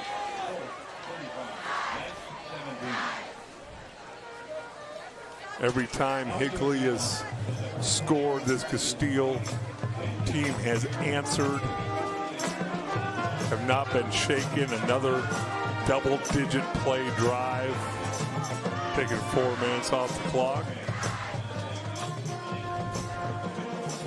Gunnar Cruz going to stretch out here with the team leading 35-17. Well, Monster Jam is adrenaline-charged family entertainment providing jaw-dropping displays and gravity-defying feats that leave fans on the edge of their seats. The biggest stars on 4 wheels return to State Farm Stadium on October 6th. Tickets available now at Ticketmaster.com. That's right, it's no longer University of Phoenix Stadium, it's State Farm Stadium, and that just changed. Well, Casteel's offense came in the game. You know, they want to have some big plays. They've checked that off. They've stayed disciplined, very much so. Check that. And yet, with those big plays, they've also been patient. On the return is Isaiah Eastman for Higley. He slips just past the 20-yard line. Eastman's older brother, Adrian, was a senior last year, and Adrian was a all-region strong safety on that Knights team that went to the state semifinals. Isaiah himself transferred in from Desert Ridge. Had to sit out the first 5 games because of the transfer rule. Well, let's see what this Higley offense can come up with. Try to answer Casteel's offense. Brash intercepted, making the play for Casteel, Trey Brooks, as Higley's receiver, Austin Godfrey, slipped and fell. And Trey Brooks was there to make the play for Casteel. Another big defensive play by the Colts. Brooks keeping his eye on the quarterback. Brash comes over to the left. As you said, the receiver, Owen, slipped and fell. Trey Brooks, by the way, his favorite player. See that celebration? Deion Sanders. One of your former teammates, Dale. He's not old enough to even have seen Deion play. There's highlights. There's NFL Network. He's all over the place. As you take a look at another frustrating sequence, if you will, for Higley head coach Eddie Zuby. Not much you can do about that. Receiver slips and falls. Second turnover of the night for Higley.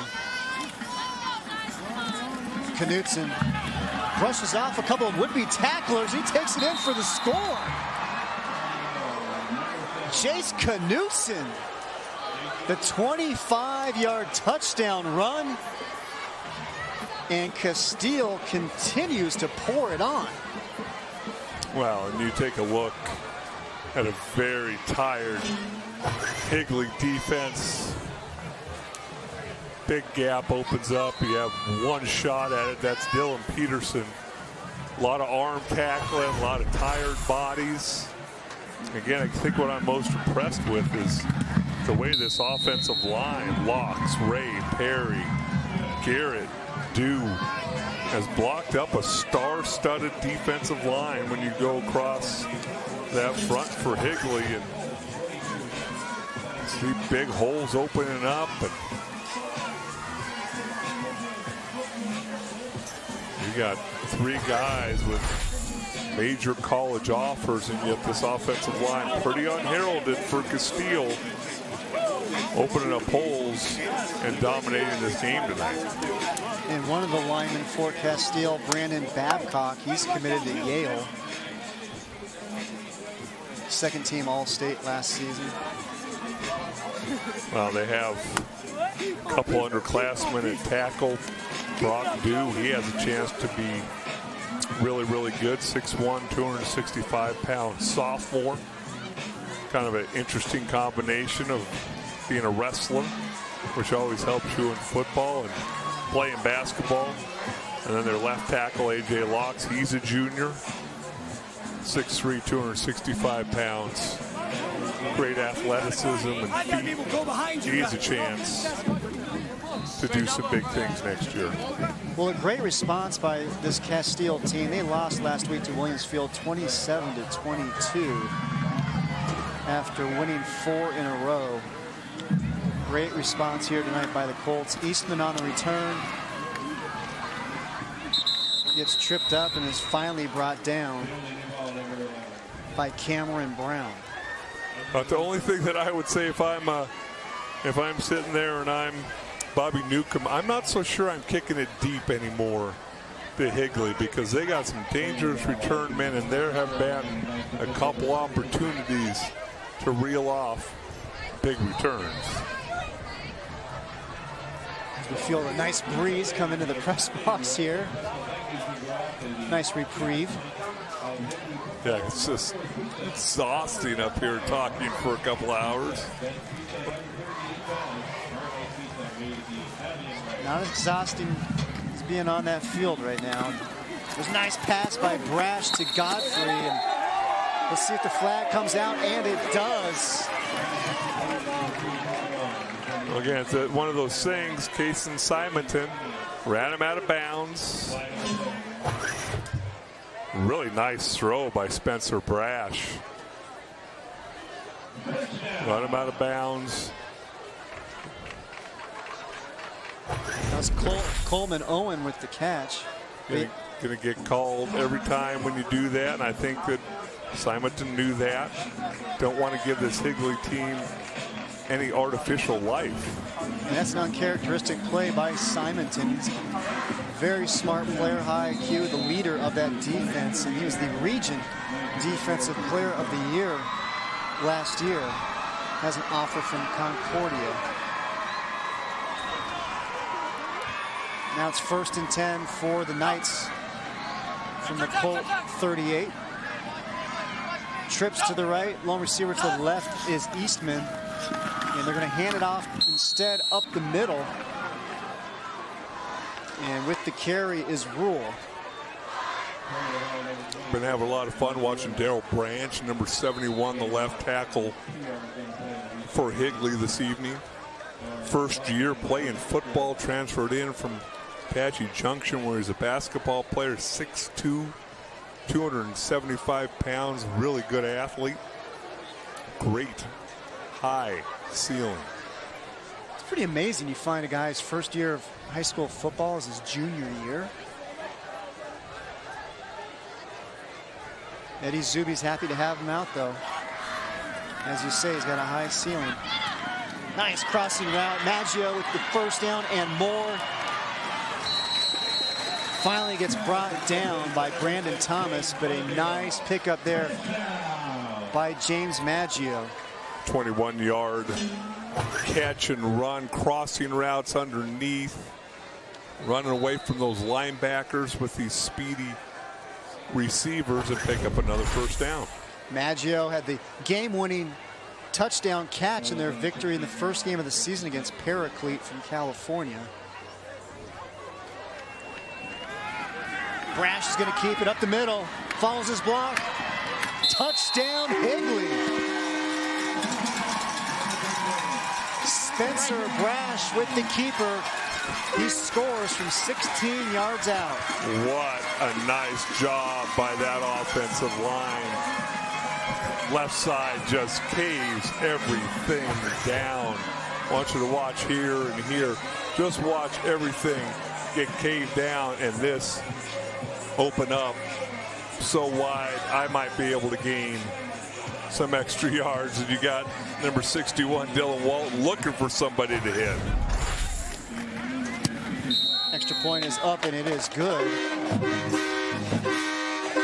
And let's not get too carried away about you being able to gain some extra yards through there. Yeah, I think about right there.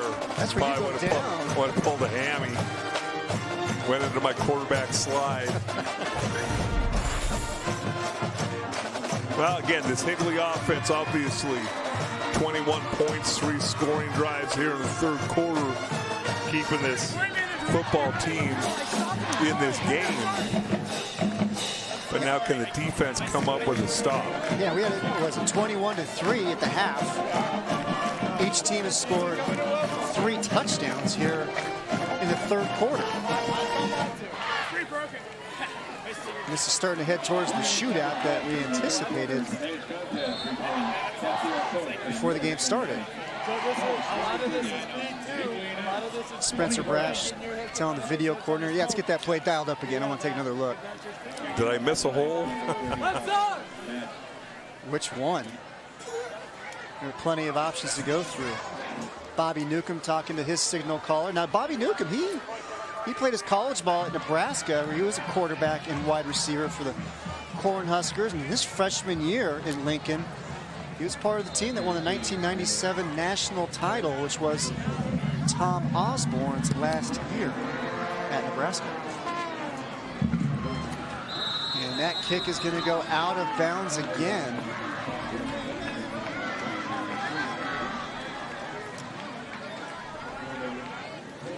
So Casteel is going to get excellent field position. Eddie Zuby's done a terrific job with this Higley program in his 8th season. You got to remember, Eddie Zuby, he's got an interesting story. He played in high school at De La Salle in Concord, California, up in the Bay Area. Now, De La Salle won a national high school record, 151 straight games from 1992 to 2003. Zuby was part of the first 36 games of that winning streak as a two-way lineman. Pretty impressive.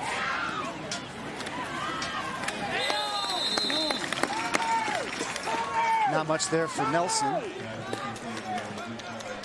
But there were three things that went on there. Gunnar Cruz could have handed it off. He could have kept it. Decided to do neither because nothing was there. Higley defensed it well. Well, I get the ball in the hands of Zach Nelson, see if he can't break a tackle and make something out of this. Why not? Because more times than not, Nelson will make something happen. And we have got 10 seconds remaining here in the third quarter. Gunnar Cruz checking with the officials to see if he needs to run another play or not. And it does not look like he will need to. And we are through 3 quarters here at Higley High School. Big 5A Santan region matchup. And in a high-scoring third quarter, saw each team score 21 points. But through 3, it's Casteel 42, Higley 24. You're watching Game Time on YurView Arizona. What is Valle Luna Mexican Food and Cantinas? We are a true Arizona original, serving carefully prepared, authentic Sonoran-style cuisine since 1983. We are time-honored family recipes using only the freshest ingredients. Good fun, a family place, a gathering place.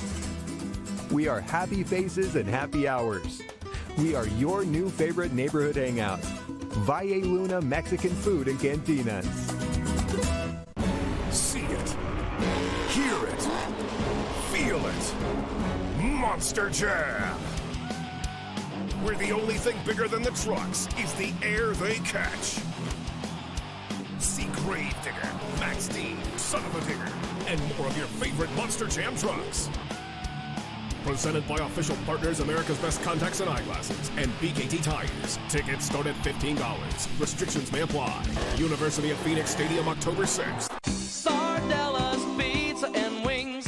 Only Sardella's makes my favorite things. Football fans, experience the authentic Italian difference at Sardella's all season. Score big with Sardella's new specials. Large one-topping pizza and 24 succulent wings for just $26.99. Or grab one of our family pastas to feed the whole team, starting at only $19.99. A family tradition for over 30 years. Sardella's. Dine in, carry out, or delivery. Order now at sardellaspizza.com. Here are this week's top players of the week. How about Notre Dame senior quarterback Jake Farrell, 18 of 23, 340 yards, 4 touchdowns, no picks. But how about that QB rating? 159.0. That's good. Jalen Young from Perry, he rushed for a school record 338 yards in the big win over Boulder Creek. How about Marks over at Desert Edge? 6 catches, 161 yards, pair of scores, including the game winner. Last play of the game, 61 yards, gave the Scorpions the win. And how about Quinones from Cactus? 17 tackles, forced fumble recovery, and scored a touchdown in their victory. Higley student section, they're fired up. Trying to get their Knights team going here in the fourth quarter. Casteel with the lead, 42-24, before we get a snap off here in the final quarter. Penalty flag. That's a dead ball. Encroachment, 64. 5 yards, still second down.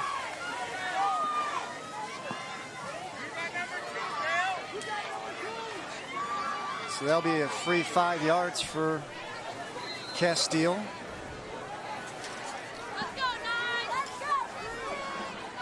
And that is the first penalty for Casteel. Check that. How about Zach Nelson? Beautiful play. Zach Nelson still down the sidelines. Finally gets tripped up. What a huge play there. Zach Nelson. 53 yards on the pickup. And Higley again brings a bunch of pressure up the middle. Ball comes out quickly. and then get the ball in the hands of Zach Nelson, who's going to make a bunch of people miss, looking to stiff arm.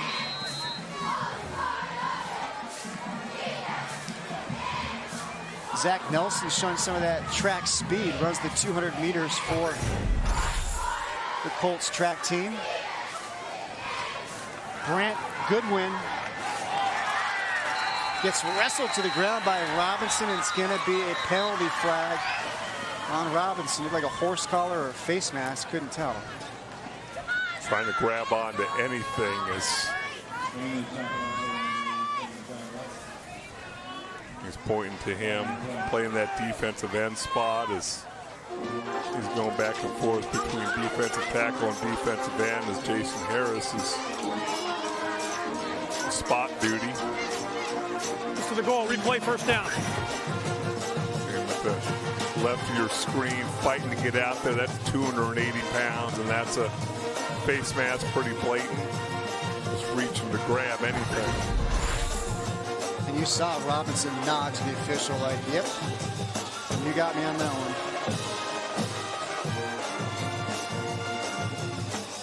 So that's going to make it 1st and goal for Casteel from the Higley 8. Cruz going to keep it, pitch it out to Nelson, cuts it back inside, fighting for the goal line. Finally gets pushed out of bounds, but how about Zach Nelson? 6'1", 185, but he sure runs hard when he's got the ball. Between Knutson and Zach Nelson and this offensive line, just a tremendous job. Hands the ball off. Nope, pitches outside. Great blocking down the field. Gapin leading the way. 2nd and goal. Ball now down at the 1.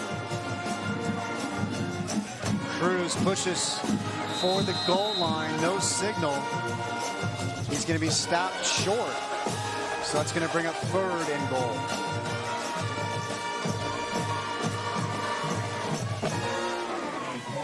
Once Gunnar Cruz comes over and checks with Brian Whitaker.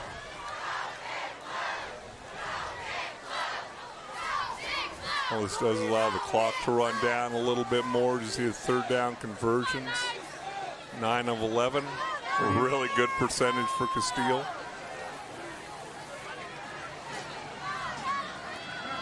Gunnar Cruz under center, going to push forward again. Touchdown, Casteel. Gunnar Cruz again, his 4th rushing touchdown on the night. He came into tonight's game with 4 rushing touchdowns on the season.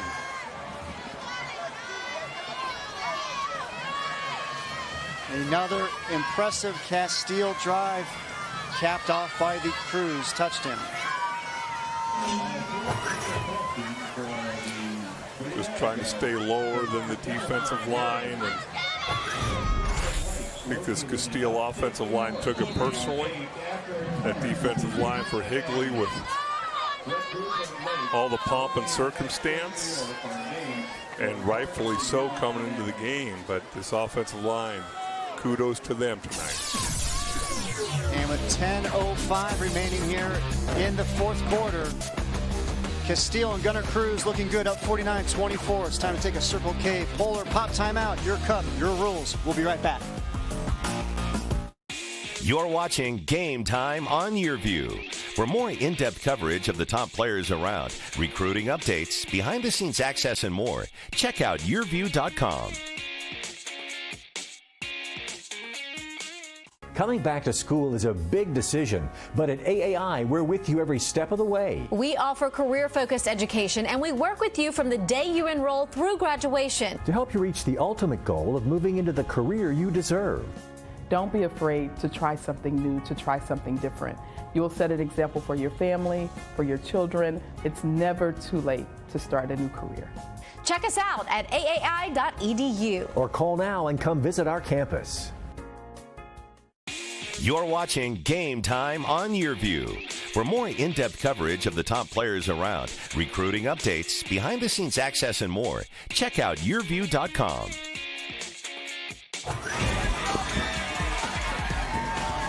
Welcome back, everybody, to Higley High School. It is the Casteel Colts over Higley 49-24. You're watching Game Time on YurView Arizona. Chris Harris here along with Dale Hellstray. Big 5A Santan region matchup. And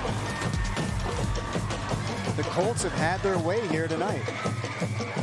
They have. Offensively, they've just done a really nice job. They've made Higley pay when they make a mistake, whether it's give them a free first down, whether they blitz, they pick it up.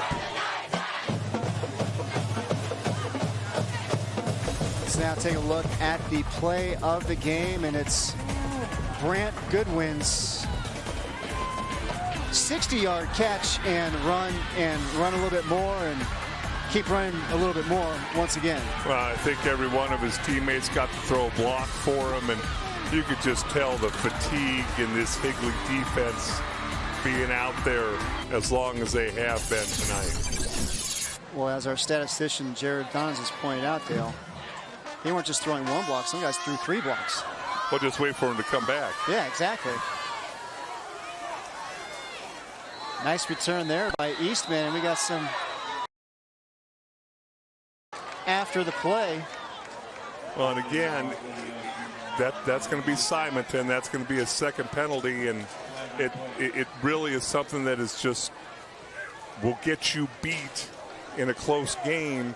And what drives me nuts is it doesn't prove you're a tough guy. You're not going to hurt the guy when you push him after the play.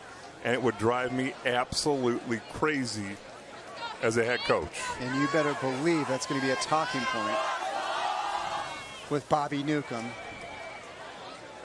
next week. That's a 10-yard penalty. And then we have a dead ball, personal foul, number 21. That's 15 yards. It's going to be 1st and 10 blue.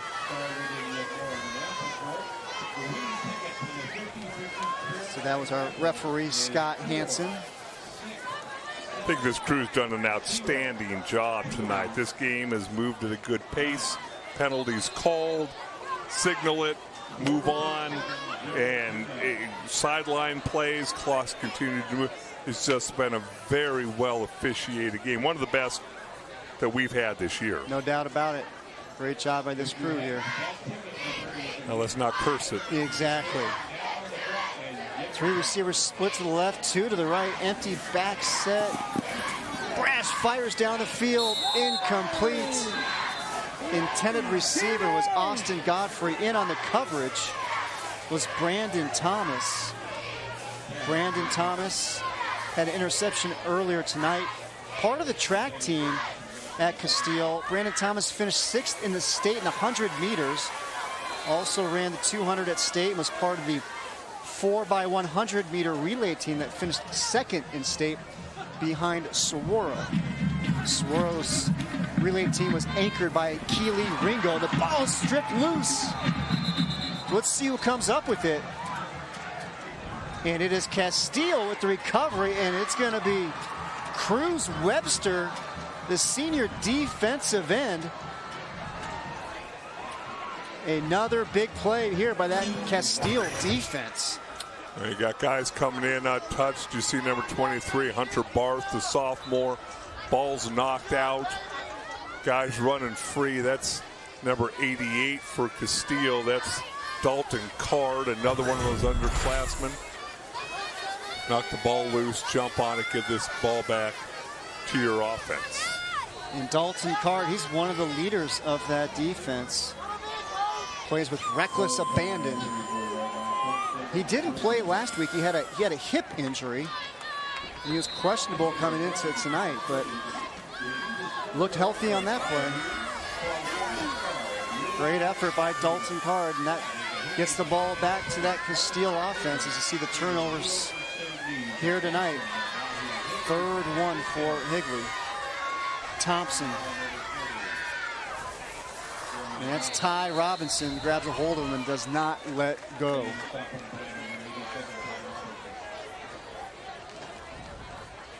Ty Robinson making the tackle for a loss. You can see the size difference between Ty and all those other offensive linemen. It's interesting, Jason Harris been on the sideline a lot here. Not sure if he's injured. Take another look. Coming into tonight's game, Robinson had 13 tackles for losses, which leads the Knights team. Knutson right side. It's going to bring up 3rd down.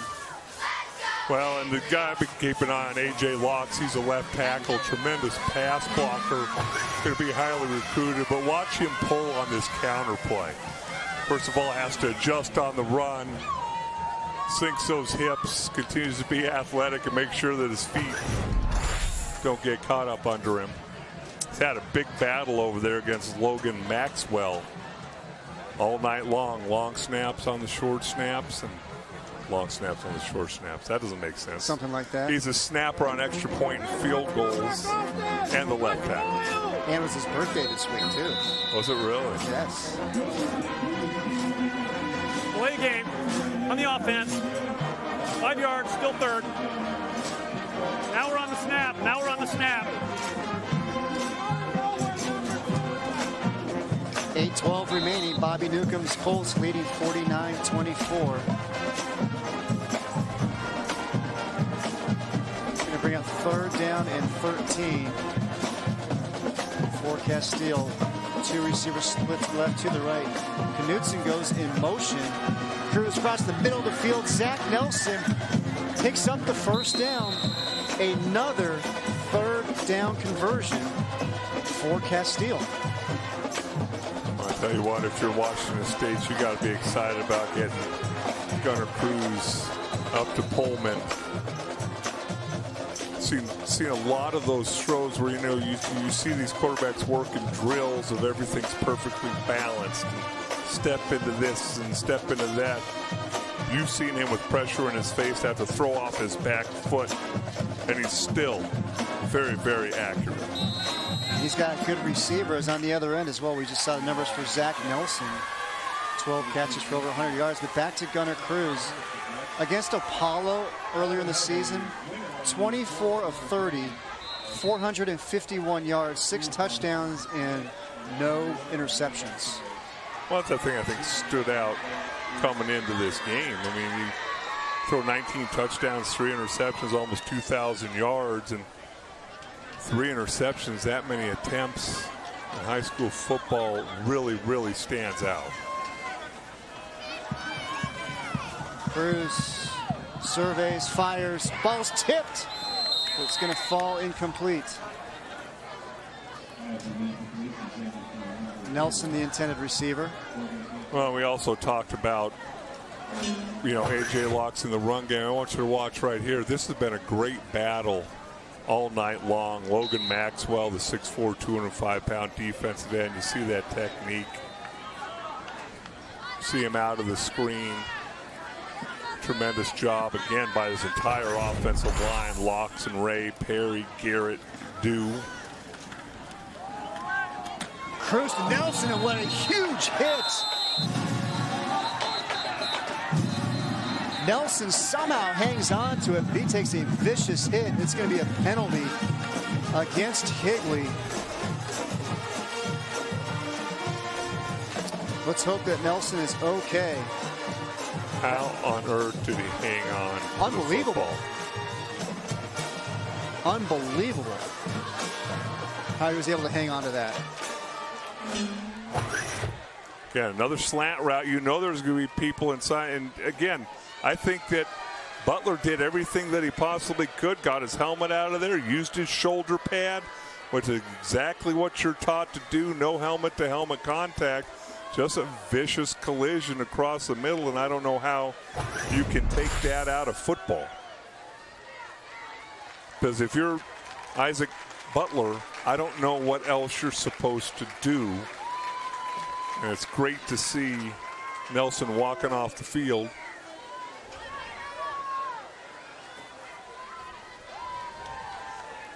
Let's listen to the call from the referee.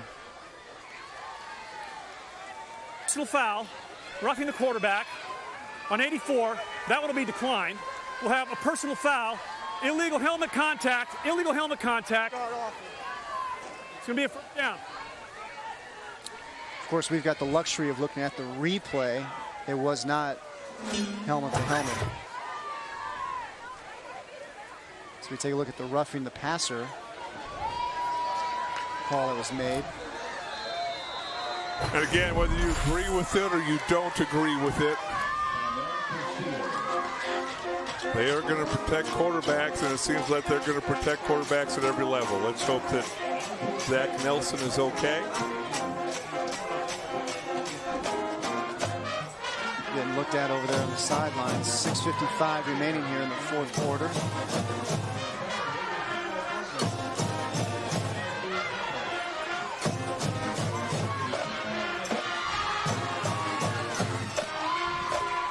Look again at Logan Maxwell. Active, his motor runs.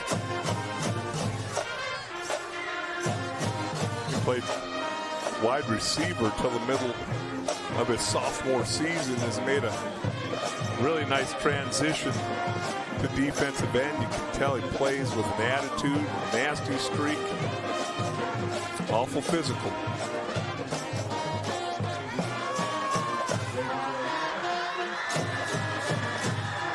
Maxwell was second team all-region last season for Higley.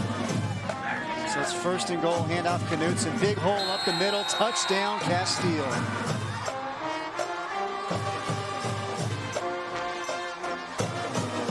Jace Knutson with the 5-yard touchdown run. As we had a little gathering down there in the field, as it's getting a little chippy down there. Yeah, you can tell it's getting a little bit chippy, and obviously not going the way Higley wanted it to. And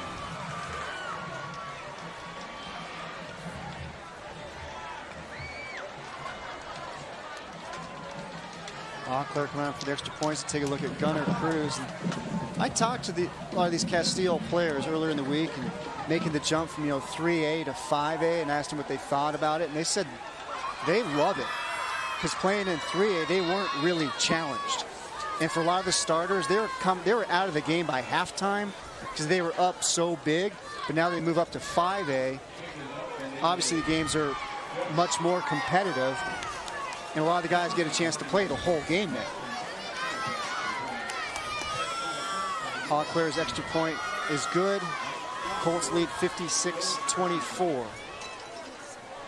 well, it's just amazing the growth here in the Southeast Valley and these high schools and Casteel. So we talked about first senior class. And speaking of that senior class, there's one of them right there, Jacob Higley. And he was recently sworn into the Army as an airborne ranger. His offensive line coach, Mike Till, says that Higley is a hard worker and a great teammate. And you see it right there. Photo of Mr. Higley. Looks like he's got an idea of what he already would like to do once he's done here at high school. Yeah, some serious stuff as you see him right there. Jacob Higley. 6 foot, 230 pound senior. Again, I think you have to be impressed with the way Casteel has come out here. Been physical from the get-go. Defense, again, held Higley to 3 points in the first half. Offenses moved the ball both halves. There's a return there by Coleman on before he gets thrown to the ground. Let's look at Marcus Edwards of Higley. He was an up-and-coming sophomore cornerback last season that was brought up to the varsity for the playoffs, but after the season, Edwards had recurring excruciating headaches. Finally, in January, he was diagnosed with a benign tumor on his brainstem. Marcus suffered 2 strokes before having 2 surgeries to remove the tumor. Edwards went to Phoenix Children's Hospital to rehab and had to relearn how to walk, talk, feed himself, and all the other things people take for granted. He initially got around using a wheelchair and then a walker, and now Edwards uses just a cane. He's back on campus going to school and stays involved with the football team. He's an absolutely incredible story of strength and perseverance. Marcus Edwards right there, number 40, and I had a chance to talk to him before the game, and his hope, his goal is to be able to come back and play football next season, but he's just going to have to see how his rehab goes. But he says for sure he wants to run track in his senior season during the spring.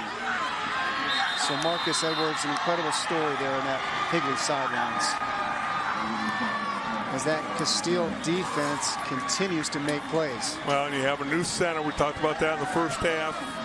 Dan McWilliams, the center. Snaps have been coming back a little bit fast. Stepping in for Logan Bach, the senior. Second down and 19. Casteel bringing the pressure. Brash able to get it out. Big play there for the Knights.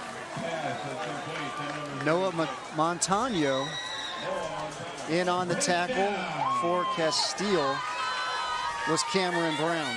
Really nice job timing that screen out. You know that Casteel's pinning their ears back and trying to get to Spencer Brash time to screen out and pick up the first down. Under 6 minutes remaining here in the game.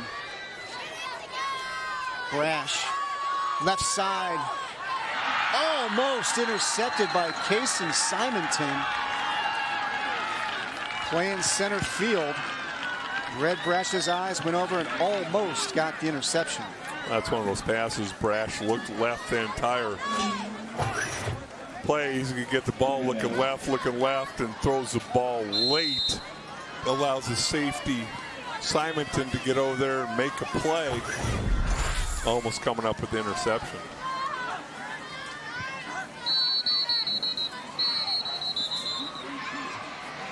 Yeah, whistles and flags.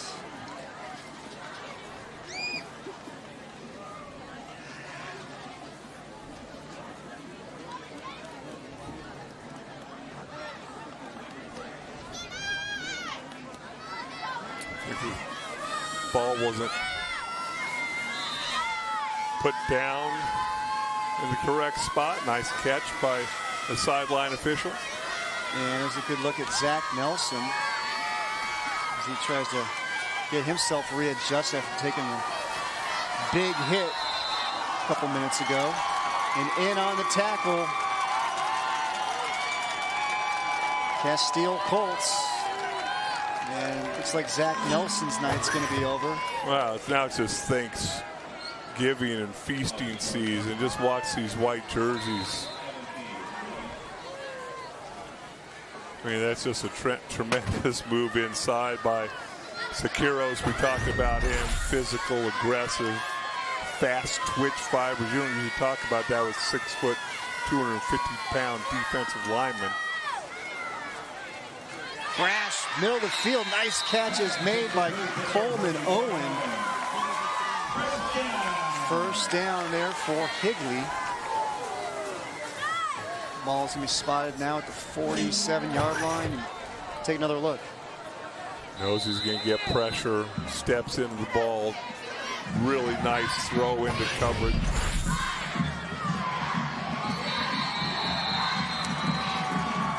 In that Casteel defense, Jarrett Flitton, senior middle linebacker, one of the defensive leaders, makes the calls. Go back to that Casteel sideline, and Zach Nelson still getting looked at. Able to crack a little smile with his buddy Gunnar Cruz. Say, man, you hung me out to dry. Making me take some big shots out there.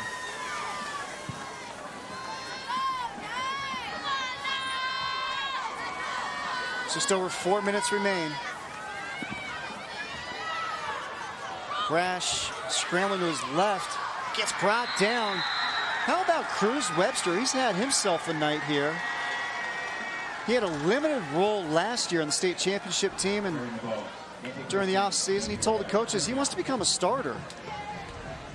He worked hard and earned himself a starting spot here his senior season. Seems like he has a broken finger, broken bone in his hand, out there battling. You see the cast on that right hand. Yeah, it's a broken hand he's got out there. 3.5 minutes remain. 3rd and 11.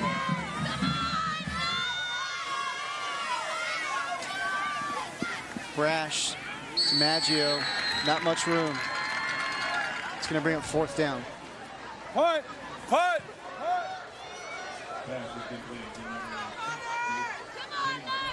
Hunter Barth, the sophomore. Barth, part of the National Honor Society at Casteel. He's got a 4.67 GPA, taking honors classes. Also part of the track team and plays basketball as well. Well, and you see his body, 6'2", 175 pounds, another couple years, and what's that going to be, 6'3", 6'4", 220. And that punt is blocked. Going to be down at the 36-yard line. Yeah, Barth, he's got a great frame. And he played varsity last year as a freshman.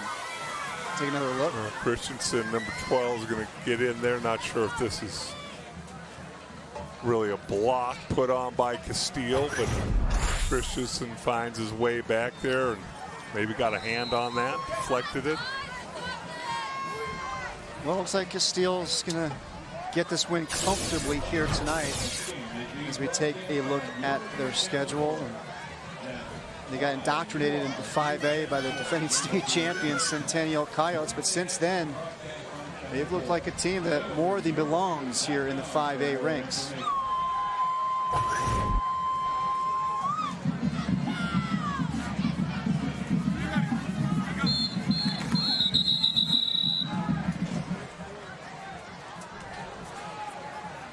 On the offense, 5 yards, 1st and 15. We've had a lot of pre-snap penalties, it seems like, tonight. Yeah, but not a whole lot on Casteel.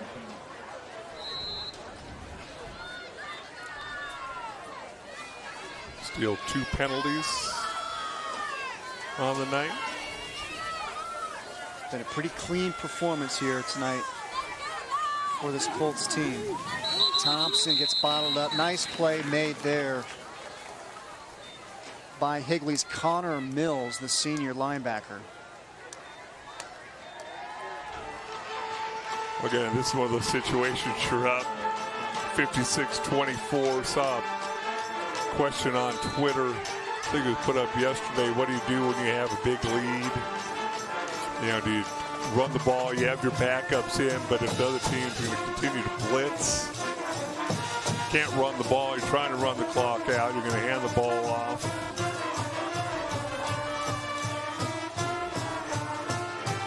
Hand off to Thompson. Nice stick there. Again, this time it's Cannon Hall with the play. So what do you do?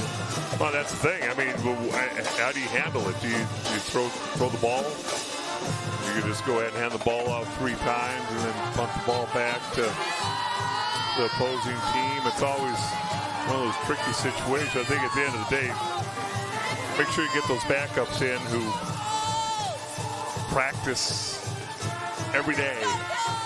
Let them get some Friday night game action and enjoy that experience. They work just as hard as anybody else. Just over a minute and a half remain, 3rd and 17.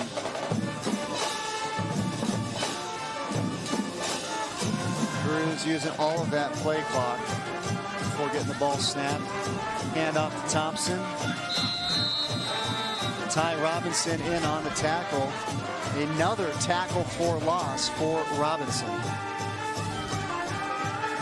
He's had a nice night. Been really active, played defensive tackle, defensive end. Moved outside. Jason Harris hasn't played a whole lot, especially in this second half. Not sure if that's injury related or not, but I think the junior Harris offers from Alabama and Oklahoma and UCLA and Florida would have been out there a lot more here in this second half. And he's got his older brother Jalen. He's a redshirt freshman at U of A, and his father Sean played linebacker at U of A and 6 years in the NFL with the Chicago Bears. Take a look at the Casteel fans, and they're fired up, and why not? It's been a terrific performance here tonight by their Colts team. Well, I know we live about a quarter of a mile from our statistician Jared Donan's house, and you look at Williamsfield, and you look at Casteel, and you look at Higley, and all these schools are within about 5 miles of each other. And boy, there's going to be some big rivalries over the years as we go through this time together. And I think there's another high school that's being built that's going to open within the next year or two. To go along with what you're talking about as we now look at Higley's schedule moving forward. Campo Verde, it's another high school just down the road from here. We play them next week. Then Gilbert's having a nice season, and then Williamsfield. They're one of the teams to keep an eye on in the 5A ranks. How do you say that first team? Paraclete. It's in California. I'm glad they're in California. I had to ask about that myself with the Higley coaching staff. Would you like to go to a high school named Paraclete? I would not. I don't have much of an interest in that. Although people think it's kind of funny that we went to Saguaro. Why? Because they can't pronounce it. They look at it and they don't know how to say it. Saguaro.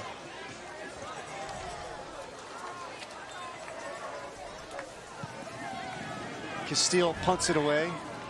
Calling for the fair catch is Coleman Owen. And we are back on Game Time next week with another outstanding matchup for you. The Desert Vista Thunder take on the Mountain Point Pride. Next Friday, it's the Ahwatukee Bowl. Tune in at 7 p.m. for all of the action. Game Time on YurView is back, and we've just got the 7-day forecast from our Beth Pockman, again, our resident meteorologist. She tells me it's going to be forecasted high temperature of 88 degrees, so she's guessing probably around 80 degrees come kickoff. She says, bring on fall football weather. Well, I actually turned the news on last night, and the weather people were saying a hurricane is moving towards Arizona. What? It's like... Hurricane? Yeah, we're going to get some rain from it, and mostly the western side of Arizona, but they lead off the newscast with, look out for the hurricane. Well, of course they do. Trying to sensationalize. Get some eyeballs to the set. And that should do it.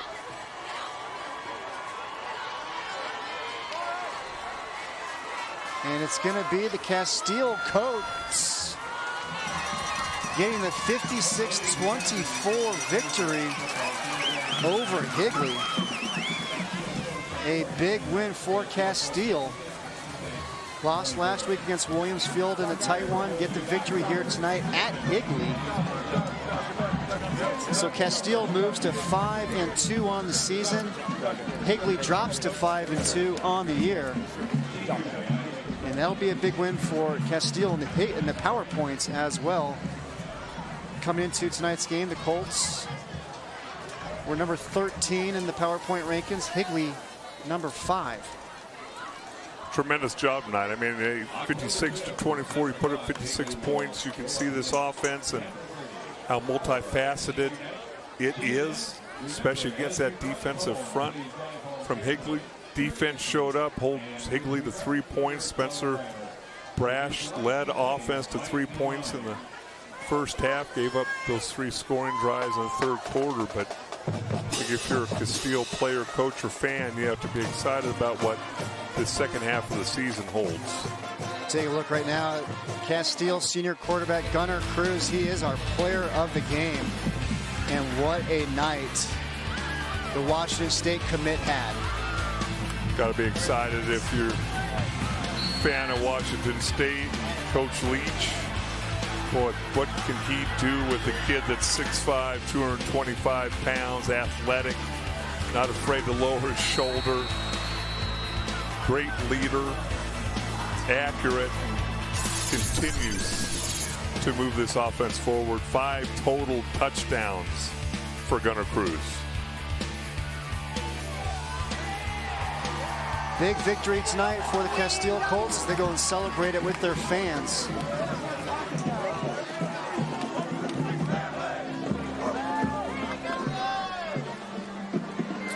You like the traditions of teams here in the Southeast Valley. They go and sing their alma maters,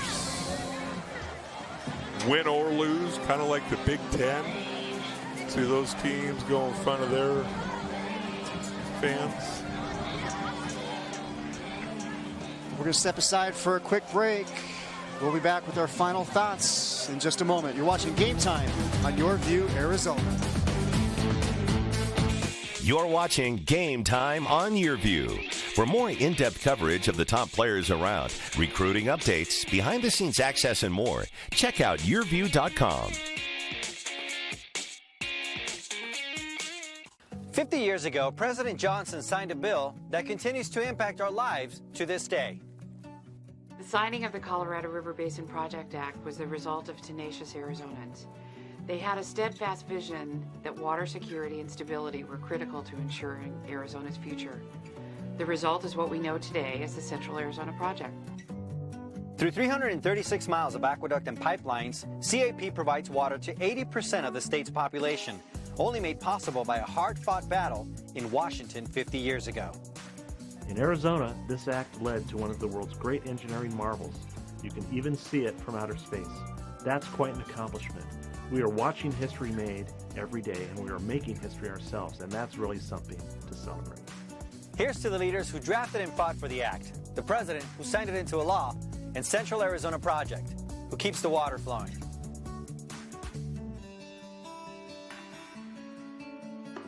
Coming back to school is a big decision, but at AAI, we're with you every step of the way. We offer career-focused education, and we work with you from the day you enroll through graduation to help you reach the ultimate goal of moving into the career you deserve. Don't be afraid to try something new, to try something different. You will set an example for your family, for your children. It's never too late to start a new career. Check us out at aai.edu. Or call now and come visit our campus. You're watching Game Time on YurView. For more in-depth coverage of the top players around, recruiting updates, behind-the-scenes access, and more, check out YurView.com. Welcome back to Higley High School. It's the Casteel Colts getting the victory over the Knights by a score of 56-24. And we are happy to be joined right now by Casteel head coach Bobby Newcomb. And Coach, your offense just continued to roll there in the second half. What was working? You know, well, yeah, our coordinators, our players just played really well. And, you know, we kept taking things that we thought were working for us. Receivers caught the ball well. And that Gunnar Cruz, he's an amazing leader, amazing quarterback, and really put us in some really good situations, executed really well. Coach, you look at it on paper, and they have a dominant defensive line. They got a couple defensive linemen being recruited by everybody in the country, and yet your offensive line came out and went toe-to-toe with them. Talk about them a little bit. You know, extremely proud of them. Coach Steele does a great job with those guys, and they put a lot of blood, sweat, and tears into preparation all week, you know, really all season, and it's good to see them have some success out there on the field. And just hats off to, you know, Higley as well. And they do have a great defense, great defensive line, and we were very fortunate to be on the positive side of it tonight. Talk about the play of Zach Nelson tonight. Seems like he put about 3 games into one with all the plays he made. Yeah, you know, Zach Nelson is one of the best receivers in the state of Arizona. I would say the Southwest. He's an incredible route runner, has very natural hands, incredible big play maker, just an incredible person and student. You know, he's an all-around guy, and we're fortunate for him to be on our sideline. Now, not only was it on offense he got things done, but defensively as well. He held Higley's offense to 24 points. What was working for you on that side of the ball? Well, you know, Coach Young does a phenomenal job with those guys, and they're very passionate. They play with a lot of aggression. They play smart. They play discipline, and you know that's a tribute to those kids and how they work and prepare all week. Appreciate the time, Coach Newcomb. Congratulations on the victory.